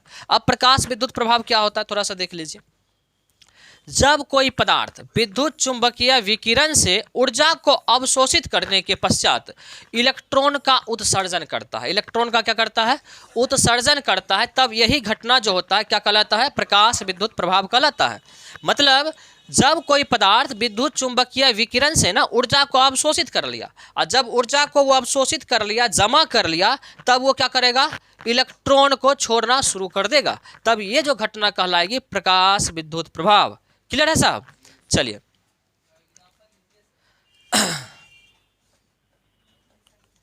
देखिए, ये है शॉर्ट्स का क्लास, बूस्टर डोज। यहाँ पर अगर उतना करना शुरू कर दे तो पता चलेगा कि जो 5 घंटा का, ऐसे 2 घंटा में बच्चा बोर हो जाता है कि 2 घंटा का वीडियो है सर, समझ रहे हैं? चलिए चलिए, सापेक्षता का सिद्धांत भी कौन दिया था, आइंस्टीन दिया था 1905 में। लेकिन याद रखिएगा कि सापेक्षता का सिद्धांत सबसे पहले जो दिया था, सबसे पहले वो दिया था नागार्जुन दिया था, जिसे भारत का आइंस्टीन कहते हैं, जो माध्यमिक सूत्र लिखा था, और उसी माध्यमिक सूत्र पुस्तक में सबसे पहले सापेक्षता के सिद्धांत नागार्जुन दिया था साहब, इस बात को याद रखिएगा। और किसके दरबार में रहता था वो, कनिष्क के दरबार में। हाँ चलिए, E=mc² का जो फार्मूला है वो भी कौन दिए थे, आइंस्टीन साहब दिए थे, आपको पता है। जहां पर C क्या होता है, C क्या होता है, प्रकाश का वेग, प्रकाश का वेग होता है, ठीक है। और M क्या होता है, द्रव्यमान। प्रकाश के वेग को सबसे पहले किसने मापा था, प्रकाश के वेग को रोमर, कौन मापा था, रोमर। प्रकाश का वेग कितना होता है बताइए, 3 × 10⁸ मीटर प्रति सेकेंड, या निर्वात में या हवा में। चलिए क्वांटम का सिद्धांत हो सकता है, यहाँ पर सिद्धांत के बारे में भी पूछ सकता है, तो कौन दिया था, मैक्स प्लांक। विद्युत चुंबकीय प्रेरण, स्पेलिंग गलत है, विद्युत चुंबकीय प्रेरण का सिद्धांत कौन दिया था, फैराडे। आपको पता है कि ट्रांसफार्मर का आविष्कार किसने किया, फैराडे। ट्रांसफार्मर का फैराडे, डायनमो का फैराडे। आप लोग पढ़ते होंगे ना ट्रांसफार्मर और डायनमो वगैरह ITI में, नहीं तो इसको याद रखना है कि चुंबकीय प्रेरण के सिद्धांत ये फैराडे दिया था, और फैराडे ट्रांसफार्मर और डायनमो का आविष्कार भी किया है। चलिए, विद्युत अपघटन का नियम कौन दिया, फैराडे। कौन दिया, फैराडे, ठीक है। तो देख लीजिए फैराडे से कितना फेरा लगल है, ट्रांसफार्मर को याद करना पड़ेगा, डायनमो को याद करना पड़ेगा, विद्युत चुंबकीय प्रेरण को और विद्युत अपघटन के नियम को, सारा फैराडे, ठीक है साहब। चलिए, रेडियो एक्टिविता कौन दिया था, हेनरी बैक्यूरेल। चलिए साहब, इतना पॉइंट याद रखिएगा, बस 10 दिन, कितना दिन बचा हुआ, 5-6 दिन बचा हुआ है, तो 5-6 दिन में आप कितना कर सकते हैं ये आप पर डिपेंड करता है साहब। चलिए, प्रकाश का वर्ण विक्षेपण संभव है, बताइए किसके द्वारा, प्रिज्म के द्वारा। तो आप देख रहे हैं लाइट चैप्टर से कितना सवाल पूछा जा रहा है, आप देख रहे हैं ना साहब कि लाइट चैप्टर से सवाल कितना है, तो इसी लेकर के आप लाइट चैप्टर को जरूर पढ़ के जाइए। चलिए साहब, देख लेते हैं यहाँ से थोड़ा सा। अच्छा, ये तो बता ही दिए वर्ण विक्षेपण का प्रिज्म, यहाँ से डिस्क्रिप्शन भी बता दिए थे किस तरह से 7 रंग में बढ़ता है। चलिए, अगला है लेंस की क्षमता मापी जाती है, क्या हो जाएगा आंसर, आंसर हो जाएगा इसका डायोप्टर। क्या भारी है कि बताइए, क्या हो जाएगा इसका आंसर, डायोप्टर हो जाएगा, ठीक है साहब, डायोप्टर। अच्छा, वाट में क्या मापते हैं बताइए, शक्ति को, विद्युत शक्ति को, सही बात है। एम्पियर में विद्युत धारा, और वोल्ट विभवांतर, ठीक है साहब। चलिए अगला थोड़ा सा देख लेते हैं इसका डिस्क्रिप्शन हम लोग। देखिए, सबसे पहला नंबर, लेंस की क्षमता कहेंगे किसको, लेंस की क्षमता किसको कहेंगे। देखिए, लेंस की क्षमता जो होता है वो फोकस दूरी का क्या होता है, व्युत्क्रम होता है, मतलब उल्टा होता है। लेकिन फोकस दूरी हमेशा किस में होना चाहिए, मीटर में होना चाहिए। किस में होना चाहिए, मीटर में। तो याद रखना P = क्या होता है, 1/f, वो भी किस में, मीटर में। तो हो सकता है कि कई बार आपको नॉमरिकल भी दे सकता है यहाँ से कि इतना जो है सो इसका फोकस दूरी है, तो इसका जो है सो लेंस की क्षमता क्या होगा। तो फॉर्मूला याद रखिएगा तो निकालने में आपको सहूलियत होगी। चलिए साहब, उत्तल लेंस की क्षमता जो होती है ना हमेशा धनात्मक, और अवतल लेंस की क्षमता हमेशा क्या, ऋणात्मक। तो याद रखना है, उत्तल लेंस की क्षमता धनात्मक और अवतल लेंस की क्षमता क्या होता है, ऋणात्मक। क्लियर है ना। चलिए अब देखिएगा साहब, अगला है कि किसी द्रव में डुबाने पर लेंस की फोकस दूरी, किसी द्रव में डुबाने पर लेंस की फोकस दूरी और क्षमता क्या होती है, बदल जाती है। मतलब लेंस को ना जब आप किसी द्रव में डुबाइएगा, किसी भी द्रव में, तो उसका क्या होता है, क्षमता भी बदल जाता है और उसकी फोकस दूरी भी बदल जाती है। समझे, जितना फोकस दूरी का रहेगा ना वो भी बदल जाएगा और लेंस की क्षमता जो होगी ना वो भी बदल जाएगा। अब कैसे बदलेगा, ये कंडीशन पर, शर्त पर निर्भर करता है। शर्त ये होता है कि आप किस प्रकार के द्रव में डुबा रहे हैं इस पर निर्भर करता है, और उस द्रव का अपवर्तनांक क्या है उस पर निर्भर करता है। तो याद रखना है कि लेंस की क्षमता उस द्रव के अपवर्तनांक पर निर्भर करता है जिसमें हम डुबा रहे हैं। आ रहा समझ में बात। चलिए अब देखिएगा कि जैसे कि लेंस को उसके अपवर्तनांक से कम अपवर्तनांक वाले द्रव में डुबाने पर लेंस की क्षमता घट जाती है तथा फोकस दूरी क्या होता है, बढ़ जाता है। मान लीजिए कि आप जो लेंस लिए है ना, ये लेंस का जो क्षमता है 2 है, क्या है, 2 मीटर का है, मान लीजिए 2 डायोप्टर का है, ठीक है। और जो आप ले रहे हैं द्रव इसका मान लीजिए कम है, 1 है, ठीक है ना, इसका क्या है, 1 है अपवर्तनांक। तब क्या होगा कि लेंस की क्षमता क्या हो जाएगी, घट जाएगी जब इसमें डुबावेंगे तो, और फोकस दूरी क्या हो जाएगी, बढ़ जाएगी। आए समझ में। चलिए दूसरा देखिएगा, पहला कंडीशन ये हो गया। सेकेंड कंडीशन देखिएगा कि लेंस को समान अपवर्तनांक वाले द्रव में डुबाया जाता है तो लेंस की क्षमता क्या जाती है, 0 हो जाती है, ठीक है साहब। अब देखिए मतलब ये भी 2 और ये भी अगर हो जाए 2, दोनों इक्वल तो लेंस की क्षमता क्या हो जाएगी, 0 हो जाएगी, उसकी क्षमता ही समाप्त हो जाएगी, उसकी क्षमता ही क्या हो जाएगी, समाप्त हो जाएगी, कोई क्षमता ही नहीं बचेगी। तीसरा कंडीशन देखिएगा, एक तो देख लीजिए, पहला क्या था कि लेंस के अपवर्तनांक से द्रव का अपवर्तनांक क्या होना चाहिए, कम होना चाहिए, तब उसकी क्षमता घट जाती है, फोकस दूरी क्या जाती है, बढ़ जाती है। और यही कंडीशन तब भी होता है जब अपवर्तनांक अधिक हो। यदि लेंस को उसके अपवर्तनांक से अधिक अपवर्तनांक वाले द्रव में डुबाने पर लेंस की क्षमता क्या जाती है, घट जाती है। देखिए कम अपवर्तनांक वाला में डुबाए फिर भी और अधिक में डुबाए फिर भी लेंस की क्षमता क्या हो गई, घट गई, और फोकस दूरी देखिए दोनों में क्या हो गई, बढ़ गई। तो कम अपवर्तनांक वाला रहे फिर भी घट जाएगा फोकस लेंस की क्षमता, और अधिक वाला रहे अपवर्तनांक वाला द्रव फिर भी क्या हो जाएगा, घट जाएगा, और फोकस दूरी क्या हो जाएगा, बढ़ जाएगा। लेकिन एक कंडीशन इसमें और हो जाता है कि लेंस की प्रकृति ही बदल जाता है, लेंस की प्रकृति ही बदल जाता है। दोनों हर चीज होगा सेम, लेंस की क्षमता भी घटेगी, यहाँ भी घटेगी, फोकस दूरी यहाँ भी बढ़ेगा फर्स्ट कंडीशन में भी, और तीसरा भी कंडीशन में फोकस दूरी इसका बढ़ जाएगा। लेकिन यहाँ क्या होता है, लेंस की प्रकृति बदल जाएगी। मतलब लेंस अगर आप उत्तल लेंस डुबाए हैं ना तो वो अवतल लेंस बन जाएगा, अवतल लेंस डुबाइएगा तो उत्तल लेंस बन जाएगा, लेंस से बदल जाएगा। समझ रहे हैं। तो आप बताइए अगर दूरदृष्टि वाला को ऐसा बदल करके दे देंगे, दूरदृष्टि में कौन सा लेंस, अवतल लेंस ना, दूरदृष्टि अब निकट में अवतल लेंस, और अवतल लेंस को डुबा करके निकट दृष्टि वाला को दे देंगे तो वो कैसा कम करेगा, उत्तल वाला, और बुझावेगा कुछ, क्या नहीं बुझावेगा ना, उसका प्रकृति चेंज हो जाता है।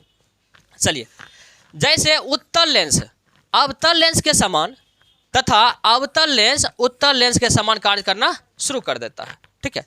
देखिए तो जैसे पानी के बुलबुले उत्तल लेंस के समान दिखाई देता है परंतु व्यवहार में अवतल लेंस के समान दिखाई पड़ता है। मतलब पानी का जो बुलबुला होता है ना वो देखने में लगेगा कैसा, उत्तल लेंस के जैसा, देखने में लगेगा उत्तल लेंस के जैसा, लेकिन वो काम कैसा करेगा, अवतल लेंस के जैसा। तो याद रखिएगा, पूछेगा कि पानी का बुलबुला किस प्रकार के लेंस की तरह कार्य करता है, तो याद रखिएगा वो कैसा करेगा, अवतल लेंस कार्य करेगा, अवतल लेंस के जैसा, लेकिन दिखने में लगेगा उत्तल लेंस के जैसा।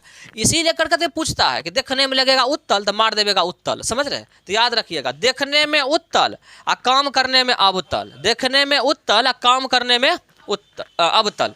चलिए इतना हो गया ना। अगला, आर्द्रता किस उपकरण से मापी जाती है, कई बार बोले हम लोग, बताइए क्या हो जाएगा, आंसर इसका हो जाएगा, आंसर इसका हो जाएगा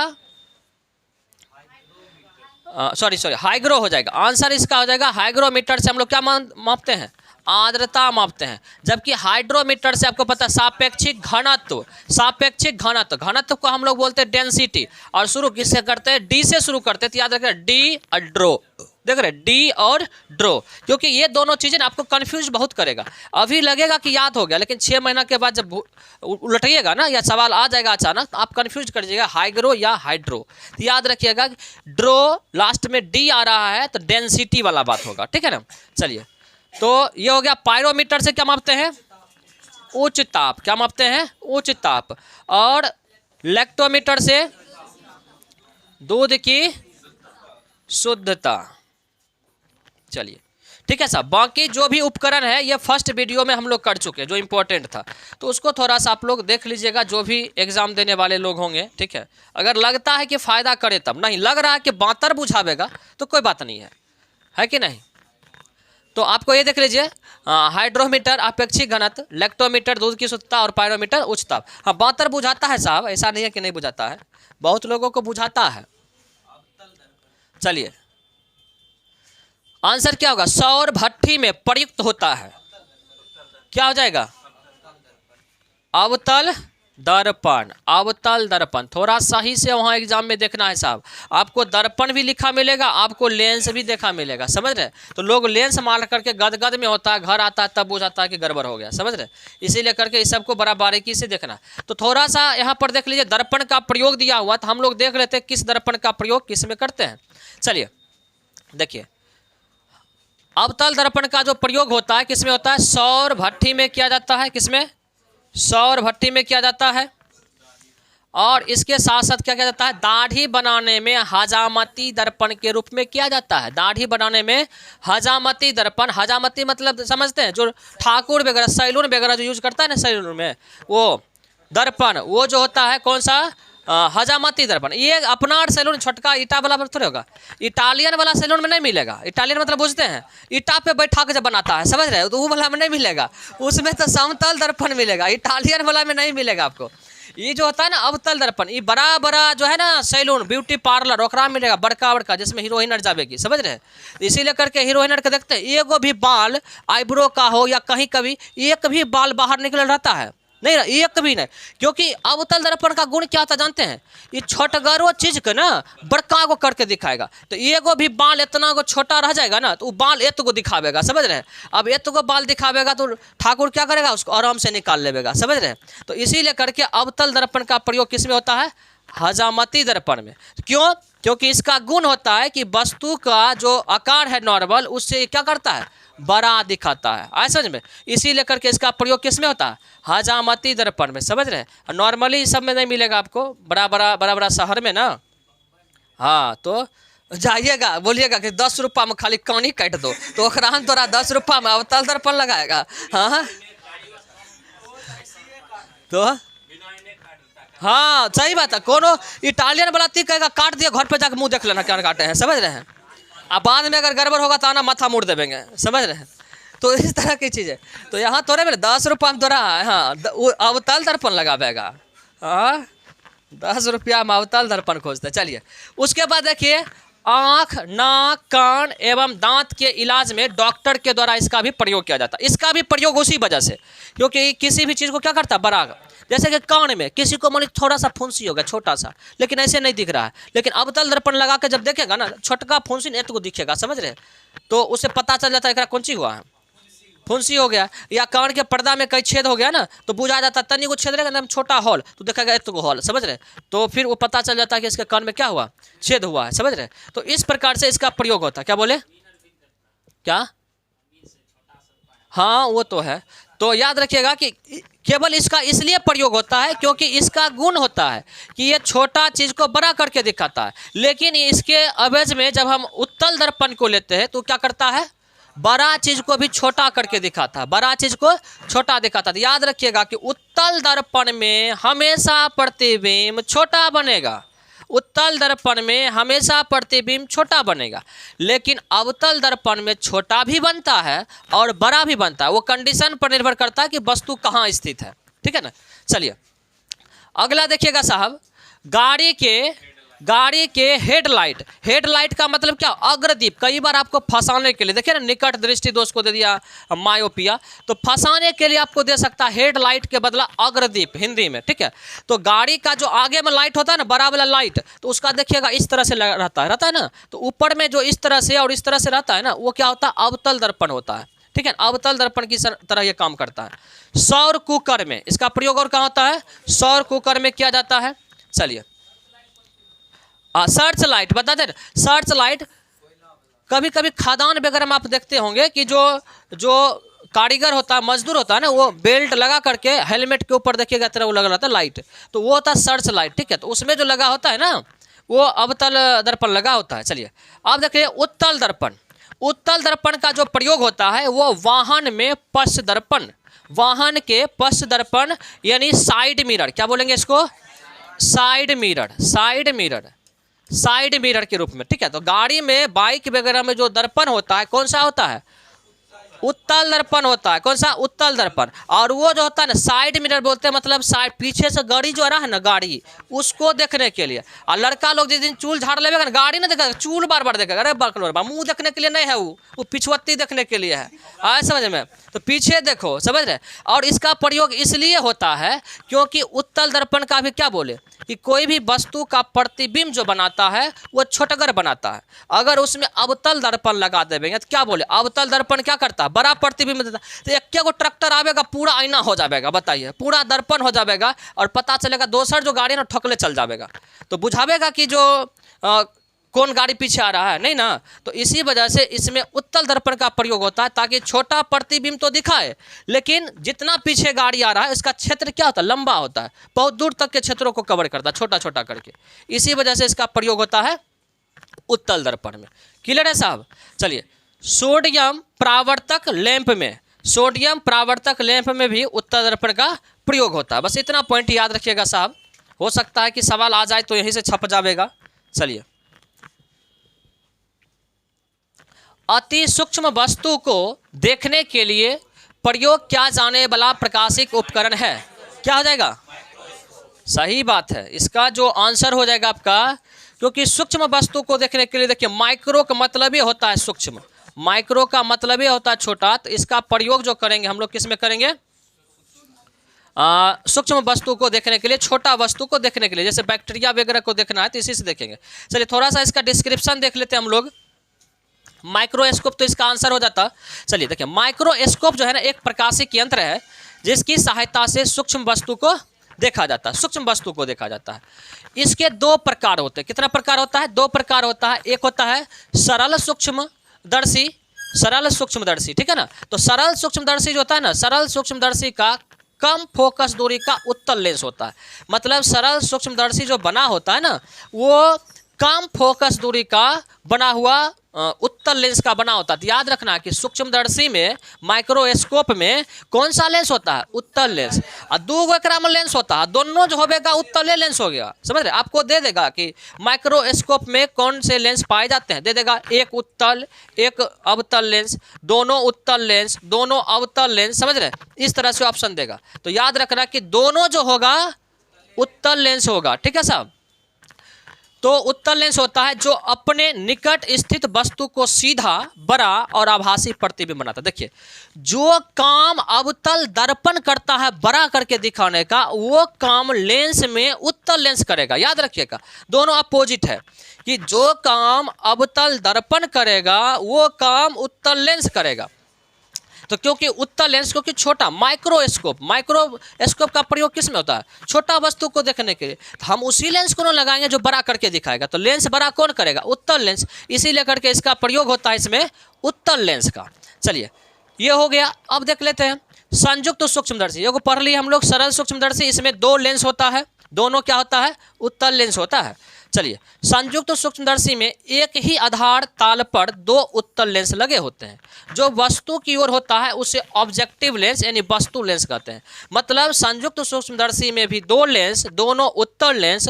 तो आंख के तरफ जो होगा ना उसको बोलेंगे आई लेंस, और वस्तु के तरफ, जैसे कि यह है ना, एक यहाँ पर लगा दिया, एक यहाँ लगा दिया, तो जिधर से देखेंगे ना इसे, तो आंख के तरफ जो होगा उसको बोलेंगे आई लेंस, और जो वस्तु के तरफ होगा उसको क्या बोलेंगे, ऑब्जेक्ट लेंस यानी वस्तु लेंस, आया समझ में ना।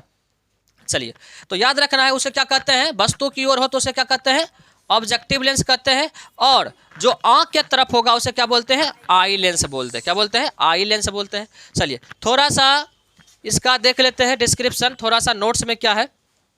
दूरदर्शी भी एक प्रकार का क्या है, प्रकाशिक यंत्र है। तो दूरदर्शी का प्रयोग किस में करेंगे, दूर की वस्तु को देखने के लिए। तो याद रखिएगा कि माइक्रोस्कोप नज़दीक की वस्तु, दूरदर्शी या दूरबीन दूर की वस्तु। चलिए, दूरबीन भी इसी को बोलते हैं। यह भी एक प्रकाशिक यंत्र है जिसकी सहायता से आकाशीय पिंड अथवा दूर स्थित वस्तुओं को स्पष्ट रूप से देखने में प्रयोग किया जाता है। इसमें भी लेंस कितना होता है, 2 उत्तल लेंस होता है साहब, क्लियर है ना। चलिए नेक्स्ट सवाल, अल्ट्रासोनिक तरंग, अल्ट्रासोनिक तरंग बताइए क्या होगा आंसर। अल्ट्रासोनिक तरंग 20, देखिए ये जो है ना, देखिए अल्ट्रासोनिक सुपरसोनिक, ये मिस्टेक थोड़ा सा है ये सब, ठीक है ना। HZ होना चाहिए था, HZ जैसे ना HZ होना चाहिए था। देखिए अल्ट्रासोनिक, अल्ट्रासोनिक किसको बोलेंगे, आपको तरंग पढ़ा है, तरंग चैप्टर में पढ़ाए हुए और इंग्लिश में भी लिख दिए थे हम लोग। हम बताए थे कि एक होता है अल्ट्रासोनिक वेव, एक होता है ऑडिएबल वेव, एक होता है सुपरसोनिक वेव। क्या होता है, अल्ट्रासोनिक, ऑडिएबल वेव और सुपरसोनिक वेव। तो आपको बताए थे क्रम से अवसरव तरंग, जिसको बोलते हैं अवसरव अल्ट्रासोनिक, अवसरव अल्ट्रासोनिक। देखिए अव अल्ट्रा दोनों सेम सेम लग रहा है उच्चारण से, अव अल्ट्रा, ठीक है ना। तो अवसरव तरंग को क्या बोलते हैं, अल्ट्रासोनिक। क्या बोलते हैं, अल्ट्रासोनिक। और इसका जो तरंग दैर्घ्य होता है ना 20 हर्ट्ज से कम होता है, सॉरी इसकी 20 हर्ट्ज से इसकी आवृत्ति कम होता है, आवृत्ति इसका 20 हर्ट्ज से क्या होता है, कम होता है। तो इसका आंसर क्या हो जाएगा, आंसर हो जाएगा ए। तो आपको पहले भी बता चुके हैं कि जो अवसरव तरंग होगा उसका आवृत्ति होगा 20 हर्ट्ज से कम, जो श्रव्य होगा वो होगा 20 हर्ट्ज से लेकर के 20,000 हर्ट्ज तक। और हम श्रव्य तरंग को ही सुन पाते हैं, श्रव्य ध्वनि को ही सुन पाते हैं, ना तो अपश्रव्य सुन पाते हैं ना तो प्राश्रव्य सुन पाते हैं। और सुपरसोनिक जो होता है वो होता है प्राश्रव्य, 20,000 से अधिक हर्ट्ज वाला जो होगा आवृत्ति वाला, तो वो हो जाएगा प्राश्रव्य। चलिए साहब थोड़ा सा देख लेते हैं कि अवसरव जो होता है वो 20 हर्ट्ज से कम वाला नीचे वाला, श्रव्य जो होता है 20 हर्ट्ज से 20,000 हर्ट्ज तक, और प्राश्रव्य जो होता है 20,000 से अधिक वाला, ठीक है। क्या बोले, ना मिस्टेक है यहाँ पे। चलिए अगला, सही कथन सुनिए, क्या हो जाएगा, अभी तुरंत बताएं साहब, बताइए। हम बताए थे कि लाल रंग का तरंग दैर्घ्य अधिक होता है जिसके कारण इसका विचलन और विक्षेपण कम होता है, और बैगनी रंग का तरंग दैर्घ्य सबसे कम होता है। तो देखिए लाल रंग का तरंग दैर्घ्य बैगनी प्रकाश से क्या होता है, ज़्यादा होता है। तो यही बात ना सही होगा। तो आंसर क्या हो जाएगा आपका, आंसर बी हो जाएगा। आंसर क्या हो जाएगा, बी हो जाएगा साहब। चलिए आंसर बी याद कर लेना है इसका। उसके बाद थोड़ा सा हम लोग देख लेते हैं कि लाल प्रकाश का तरंग दैर्घ्य बैगनी प्रकाश से क्या होता है, ज़्यादा होता है। ये इसका आंसर हो जाता है। बैगनी प्रकाश की आवृत्ति अधिक, बैगनी प्रकाश की आवृत्ति अधिक तथा तरंग दैर्घ्य क्या होता है, कम होता है।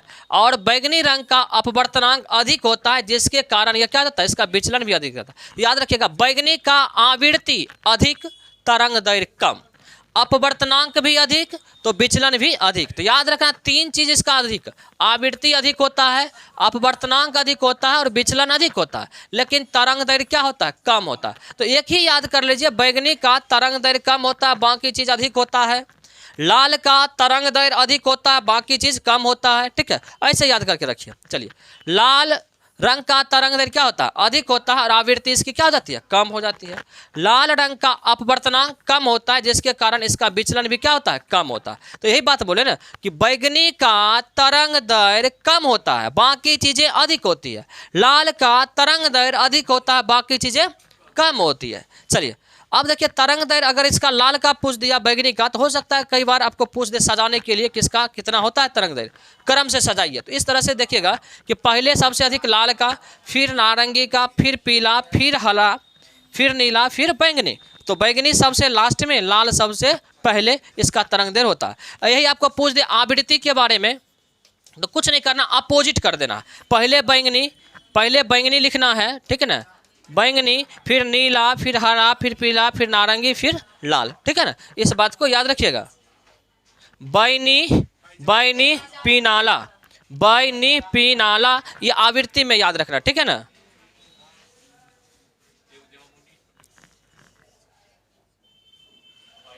निम्न में से कौन सा कण आवेश रहित है? आंसर क्या हो जाएगा? आवेश रहित, जकरा पर कोई आवेश नहीं हो, तो क्या हो जाएगा? इसका आंसर हो जाएगा न्यूट्रॉन, क्योंकि न्यूट्रॉन पर कोई भी आवेश नहीं होता, न्यूट्रॉन पर कोई भी आवेश नहीं होता है। जबकि इलेक्ट्रॉन पर जो होता है वो ऋण आवेश होता है इलेक्ट्रॉन पर, और प्रोटॉन पर क्या होता है? धनावेश होता है। थोड़ा सा इसका डिस्क्रिप्शन हम लोग देख लेते हैं। चलिए, कि न्यूट्रॉन पर कोई आवेश नहीं होता, कोई चार्ज नहीं होता है, और इलेक्ट्रॉन पर कौन सा होता है? ऋण आवेश होता है, जबकि प्रोटॉन पर क्या होता है? धन आवेश होता है। देखिए, जब भी कोई पदार्थ है ना, तो नाभिक में, इसके नाभिक में, पदार्थ के नाभिक में जो होगा प्रोटॉन होगा और न्यूट्रॉन होगा। क्या होगा? प्रोटॉन होगा, न्यूट्रॉन होगा। और इलेक्ट्रॉन क्या करता है? इसके बाह्य कक्षा में चक्कर लगाते रहेगा। इलेक्ट्रॉन इसके बाह्य कक्षा में चक्कर लगाते रहता, क्योंकि एकरा पर रहता ऋण आवेश। याद करिए कि जब कोई भी आदमी के ऊपर कर्जा बहुत हो जाएगा, तो बताइए दिल्ली पंजाब बौखेगा कमाने के लिए कि नहीं? बौखेगा ना। तो इलेक्ट्रॉन पे हो गया कर्जा, इसीलिए बाह्य कक्षा में क्या करते हैं? चक्कर लगाते रहता। आए समझ में? और प्रोटॉन के पास है प्लस, मतलब इसके पास धन अधिक है, तो नाभिक में चुपचाप कोहबर में सुतल रहता है। आए समझ में बात? क्लियर है? तो नाभिक में सुतल रहता है। और न्यूट्रॉन जो होता है, एकरा पर ना है प्लस ना है माइनस, ये तो न्यूट्रल है, इसको कोई मतलब नहीं है। समझ रहे हैं? इसको कोई मतलब नहीं है, एकदम नाभिक में रहता है। ऐसा नहीं बात है। तो याद रखना है कि न्यूट्रॉन और प्रोटॉन ये परमाणुओं के क्या होता है? नाभिक में उपस्थित होता है। प्रोटॉन के नाभिक में उपस्थित होता है। इलेक्ट्रॉन परमाणु सतह पर क्या करता है? चक्कर लगाता है। ये बातें बोल दी आपको। अब देखिएगा कि जो प्रोटॉन और न्यूट्रॉन ये दोनों को जोड़ देंगे ना, तो यही कहलाता है द्रव्यमान, परमाणु द्रव्यमान। क्या कहलाता है इसका? परमाणु द्रव्यमान कहलाता है। कई बार पूछेगा कि परमाणु द्रव्यमान क्या होता है, तो याद रखिएगा कि प्रोटॉन और न्यूट्रॉन की संख्या क्या कहलाती है? हाँ, चलिए अगला देखिएगा कि इलेक्ट्रॉन का द्रव्यमान जो होता है 9.1095 गुना 10 पर पावर माइनस 18 ग्राम होता है। जबकि 28 ग्राम होता है। जबकि इलेक्ट्रॉन का खोज जो किया, कौन किया? J Thomson. तो द्रव्यमान याद रखना है 9.1095 गुना 10 पर पावर माइनस 28 ग्राम, और इसका खोज कौन किया? J Thomson. प्रोटॉन का जो द्रव्यमान, देखिए प्रोटॉन का और न्यूट्रॉन दोनों का सेम होता है। देख रहे हैं, दोनों एक ही कोहबर में घुसल है नाभिक में, तो दोनों का क्या होगा? सेम होता है। ठीक है, द्रव्यमान याद रखिएगा। प्रोटॉन का जो खोज किया है गोल्डस्टीन, क्या है? गोल्डस्टीन। न्यूट्रॉन का वही द्रव्यमान हो जाता है 1.6749 गुना 10 पर पावर माइनस 24 ग्राम, और इसका खोज कौन किया है? चैडविक ने किया है। परमाणु के नाभिक में उपस्थित प्रोटॉन एवं न्यूट्रॉन की संख्या का योग ही क्या कहलाता है? परमाणु द्रव्यमान कहलाता है। याद रखिएगा, कई बार पूछेगा कि किसी भी परमाणु का द्रव्यमान किस पर निर्भर करता है, तो याद रखिएगा न्यूट्रॉन और प्रोटॉन पर। देगा neutron proton, proton electron, neutron electron, यहाँ से सवाल टफ कर सकता है। तो याद रखिएगा आप कि प्रोटॉन और न्यूट्रॉन। नाभिक में उपस्थित प्रोटॉन की जो संख्या है यही परमाणु क्रमांक कहलाता। दोनों को मिला दे तो परमाणु द्रव्यमान, और केवल न्यूट्रॉन को हटा दे, प्रोटॉन को रखे तो ये परमाणु क्रमांक। आए समझ में? चलिए साहब, इतना पॉइंट क्या हुआ?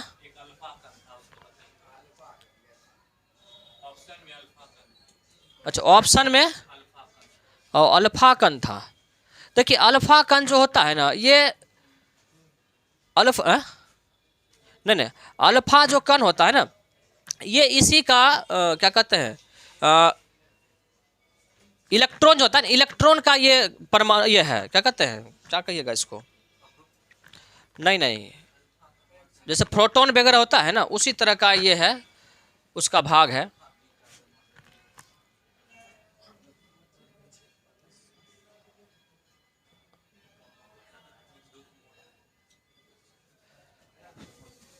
चलिए, विद्युत मोटर में ये क्या होगा? विद्युत ऊर्जा को यांत्रिक ऊर्जा में, तो आंसर कौन हो जाएगा? विद्युत ऊर्जा को यांत्रिक ऊर्जा में। ठीक है, तो सीधा याद रखना, जकरा में करंट देवेंगे, विद्युत धारा देंगे और वो काम करना शुरू कर दे, मतलब काम करने का, जैसे पंखा चलना शुरू हो गया, मोटर चलना शुरू हो गया, तो ये सारे किस तरह काम कर रहा है? ये काम कर रहा है विद्युत ऊर्जा को यांत्रिक ऊर्जा में, विद्युत ऊर्जा को यांत्रिक ऊर्जा में। ठीक है साहब, तो इस तरह से सवाल हो सकता है कि पूछा जाए कि कौन सा ऊर्जा किस में कन्वर्ट होता है। तो थोड़ा सा देख लीजिए कि विद्युत ऊर्जा को यांत्रिक ऊर्जा में कौन बदल दिया? मोटर। कौन बदल दिया? मोटर, विद्युत मोटर। इस बात को याद रखिएगा।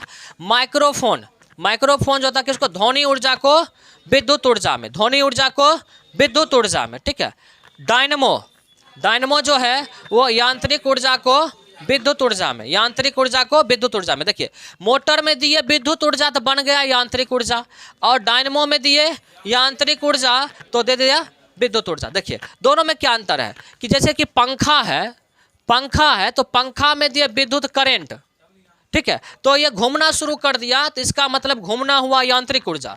ठीक है, और उसी तरह से डायनमो का जो क्या कहते हैं, वो चक्का होता है, कौन सी बोलते हैं उसको? आर्मेचर। वो जो चलता है ना, घूमता है, तो घूमना क्या बोले? घूमना यांत्रिक ऊर्जा। घूमा तो निकला कौन सी? जनरेटर से ऊर्जा निकला, विद्युत ऊर्जा निकला। तो डायनमो से यांत्रिक ऊर्जा को विद्युत ऊर्जा में कन्वर्ट करते हैं। विद्युत सेल, ये आपको पता कि रासायनिक ऊर्जा उसमें जमा होता है और वो किस में बदल देता है? विद्युत ऊर्जा में।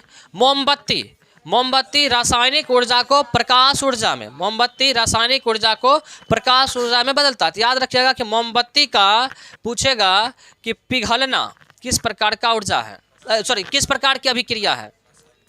रासायनिक अभिक्रिया या भौतिक अभिक्रिया?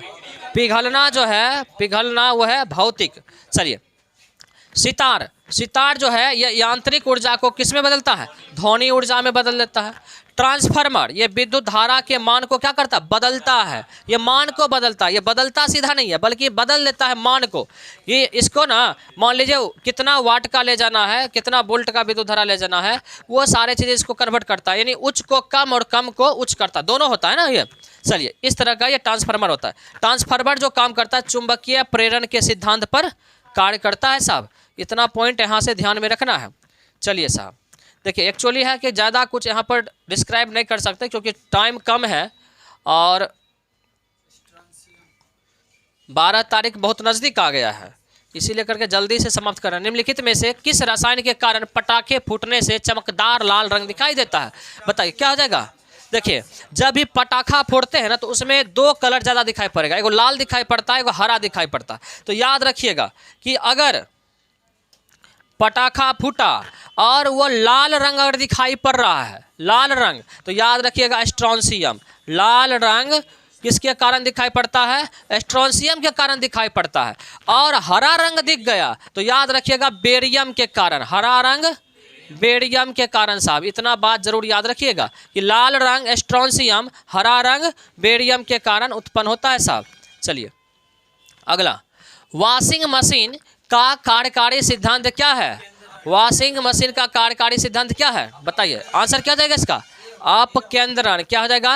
अपकेंद्रण। अपकेंद्रण क्या होता है बताइए? अपकेंद्रण बल किसको बोलेंगे? हाँ, किसको बोलते हैं? वैसा बल जो केंद्र से बाहर की ओर लगे, केंद्र से बाहर की ओर लगे उसको बोलेंगे अपकेंद्रण। क्या बोलेंगे? अपकेंद्रण बल। ठीक है, और जो बल बाहर से अंदर की ओर, केंद्र की ओर लगे उसको क्या बोलेंगे? अभिकेंद्रीय बल। क्या बोलेंगे? अभिकेंद्रीय बल। ठीक है साहब, तो याद रखना इस बात को। जैसे कि मौत का कुआं जो गाड़ी चलाता है ना, मौत कुआं में जो बाइक वाला, तो उस पर कौन सा बल करता है? अभिकेंद्रीय बल, क्योंकि केंद्र से ना उस पर एक बल लगता है जिसके कारण वो घूम पाता है। लेकिन अगर आप क्या कहते हैं, दही से, दूध से मक्खन निकाल रहे हैं दूध से, तो वो कौन सा होगा? अपकेंद्रण। क्या होगा? अपकेंद्रण। वॉशिंग मशीन में आपका कपड़ा साफ हो रहा है तो कौन सा सिद्धांत पर कार्य करता है? अपकेंद्रण पर काम करता है। कल आया था केमिस्ट्री में, साबुन क्या है, ये किस सिद्धांत पर कार्य करता है, कैसे ये साफ कर पाता है कपड़ा को, समझ रहे? तो एगो लड़का था कल, वो बोला कि सर इस पर बहुत लिख दिया, आता तो नहीं था, लिखे बहुत। बोले साबुन क्या है बोला ना, तो लिख दिया साबुन जो है ना कई प्रकार का होता है, लाल होता है, हरा होता है, और इसकी कंपनियां भी अलग अलग है, लाइबो आता है, निरमा आता है, समझ रहे हैं। ये सारे सर सब लिख दिए और लिखे 2.5 पेज का लिखे सर, उसमें लिख दिए हैं कि जब से साबुन का आविष्कार हुआ महिलाओं को बहुत सुविधा हो रही है। साबुन का प्रकार 2 होता है, एगो नहाने वाला साबुन, एगो क्या कहते हैं कपड़ा धोने वाला साबुन, समझ रहे हैं। तो उसमें हाँ, तो उसमें स्पष्ट हेडलाइन दे दिए साबुन का सिद्धांत किस प्रकार काम करता है, तो उसको लिख दिए साबुन के कार्य करने का सिद्धांत। और उसके बाद एरो का निशान लगा के दिए कि साबुन को प्रयोग करने से पहले कपड़ा को पानी में डुबाया जाता है और फिर उसको रगड़ा जाता है। रगड़ने के बाद उसका जो झाग होता है ना, वो घुस जाता है कपड़ा में, तो मैल को घिंच के निकाल देता है, समझ रहे। एकदम पूरा लिखे 2.5 पन्ना में सर, समझ रहे। बोले वाह, तू तो नंबर लेकर आवेगा। बोले कार्य जब पूछ रहा था साबुन का काम कौन सी है, साफेन करना सर, हम लिख दिए पकड़ के। बोले बढ़िया किया है तुम, समझ रहे। तो ऐसा बच्चा समझ लीजिए साइंस लेके पढ़ रहा है।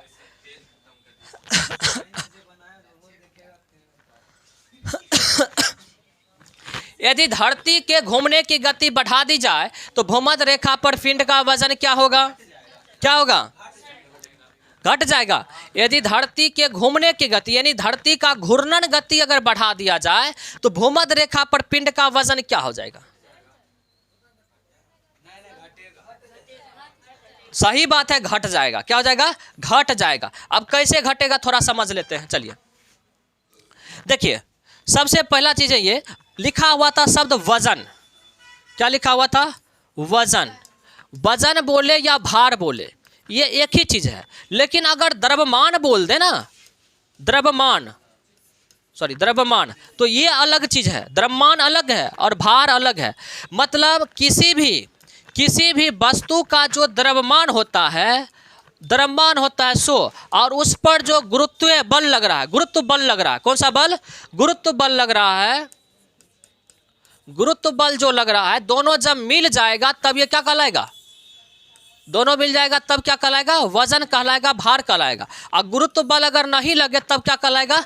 द्रव्यमान कहलाएगा। तो इसका मतलब है कि पृथ्वी पर जो गुरुत्व बल है वो क्या होता है? अलग अलग जगह पर अलग अलग होता है, अलग अलग जगह पे अलग अलग होता है। तो स्वाभाविक बात है कि अलग अलग जगह पे जाने पर वस्तु का भार भी क्या हो जाएगा?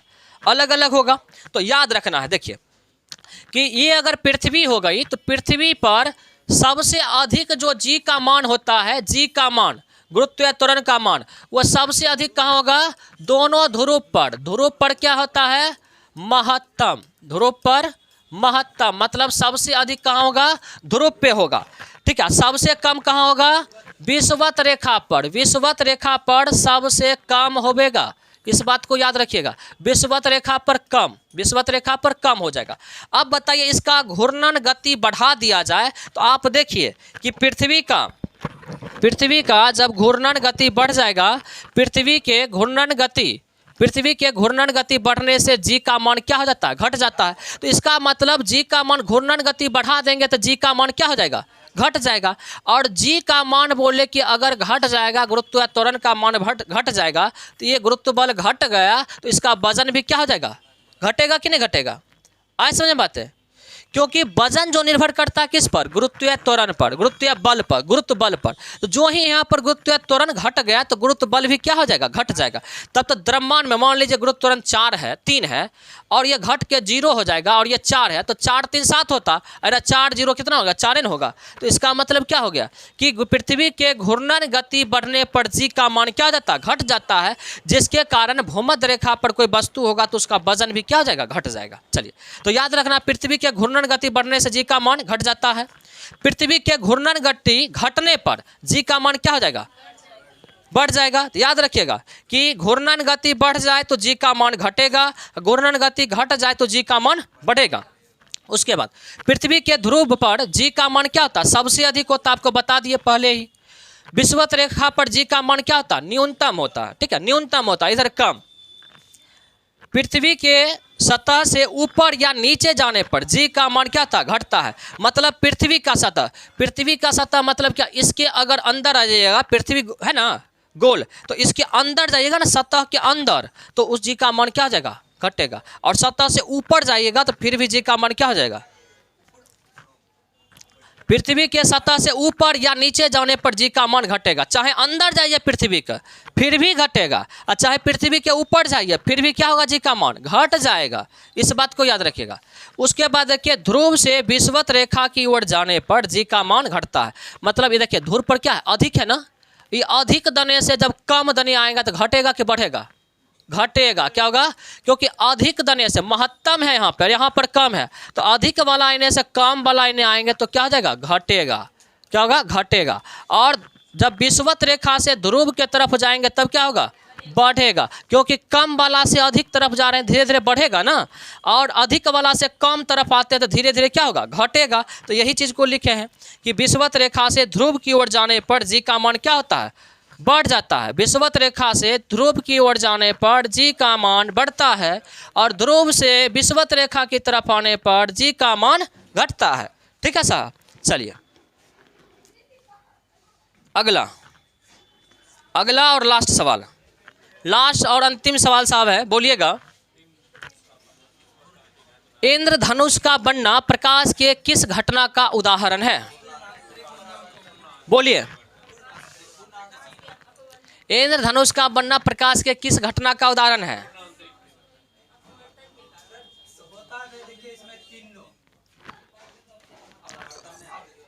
आंसर हो जाएगा ई, आंसर हो जाएगा ई। इसमें अपवर्तन भी होता है, पूर्ण आंतरिक ये भी होता है, और परावर्तन भी होता है, तीनों चीज होता है। ठीक है साहब, लेकिन यही अगर ऑप्शन में ये तीनों नहीं रहता, विक्षेपण दे देता और भी कुछ दे देता, तब हम 100% क्या बात है, पूर्ण आंतरिक परावर्तन। लेकिन आप जब बताते दूसरा कंडीशन, अगर जैसे दरोगा का सवाल पूछा जा रहा है और ये ऑप्शन आपको नहीं दिया, मान लीजिए ये ऑप्शन अगर आपको नहीं दिया, तब आपको क्या मारना है, सी मारना है, क्योंकि सबसे अधिक जो घटनाएं होती है पूर्ण आंतरिक परावर्तन की होती है, तब मारना है ये।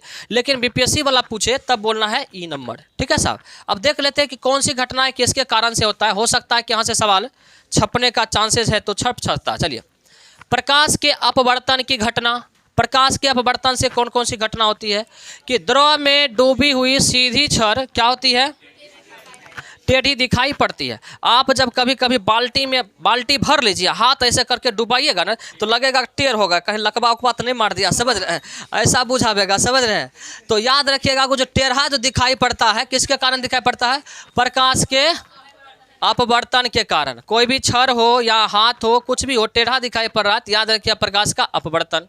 ठीक है, तारे का टिमटिमाना, तारे का टिमटिमाना ये भी क्या होता है, प्रकाश के अपवर्तन के कारण होता है, प्रकाश के अपवर्तन के कारण होता है। क्यों होता है, जैसे कि जब प्रकाश आता है ना, देखिए प्रकाश जब आता है तो बहुत दूर से आता है, ये पता है ना आपको।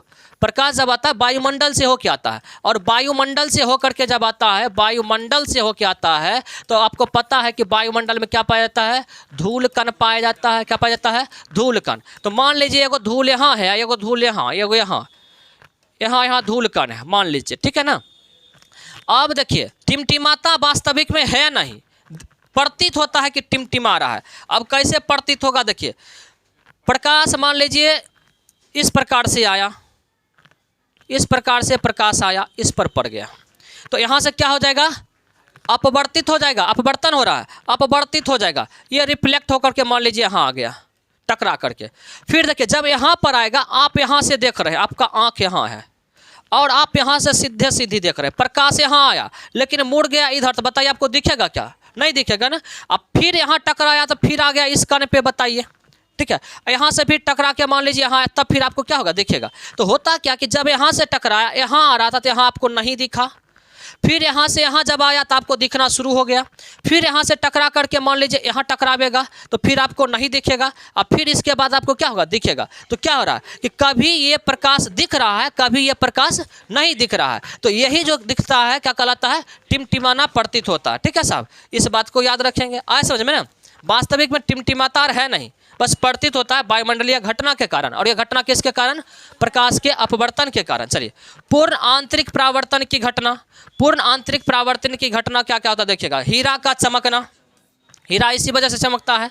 फिर देखिए रेगिस्तान में मृग मारीचिका का बनना, मृग मारीचिका क्या होता है, धूप के दिन में जब आप NH पर या प्लेन सड़क पे चलते होंगे ना, तो लगता होगा कि कुछ दूर के बाद ना वहाँ पर पानी है, समझ रहे हैं, क्या देखिएगा, पानी है। तो ये जो है ना मृग मारीचिका का घटना है, और ये भी किसके कारण से होता है, पूर्ण आंतरिक परावर्तन के कारण। और याद रखिएगा वैसा तभी आपको दिखेगा जब जो जमीन होगा, सड़क होगा ना, बिल्कुल प्लेन होगा। कैसा होगा? प्लेन होगा, समतल होगा, क्योंकि तब ना तो प्रकाश को क्या कर पाएगा?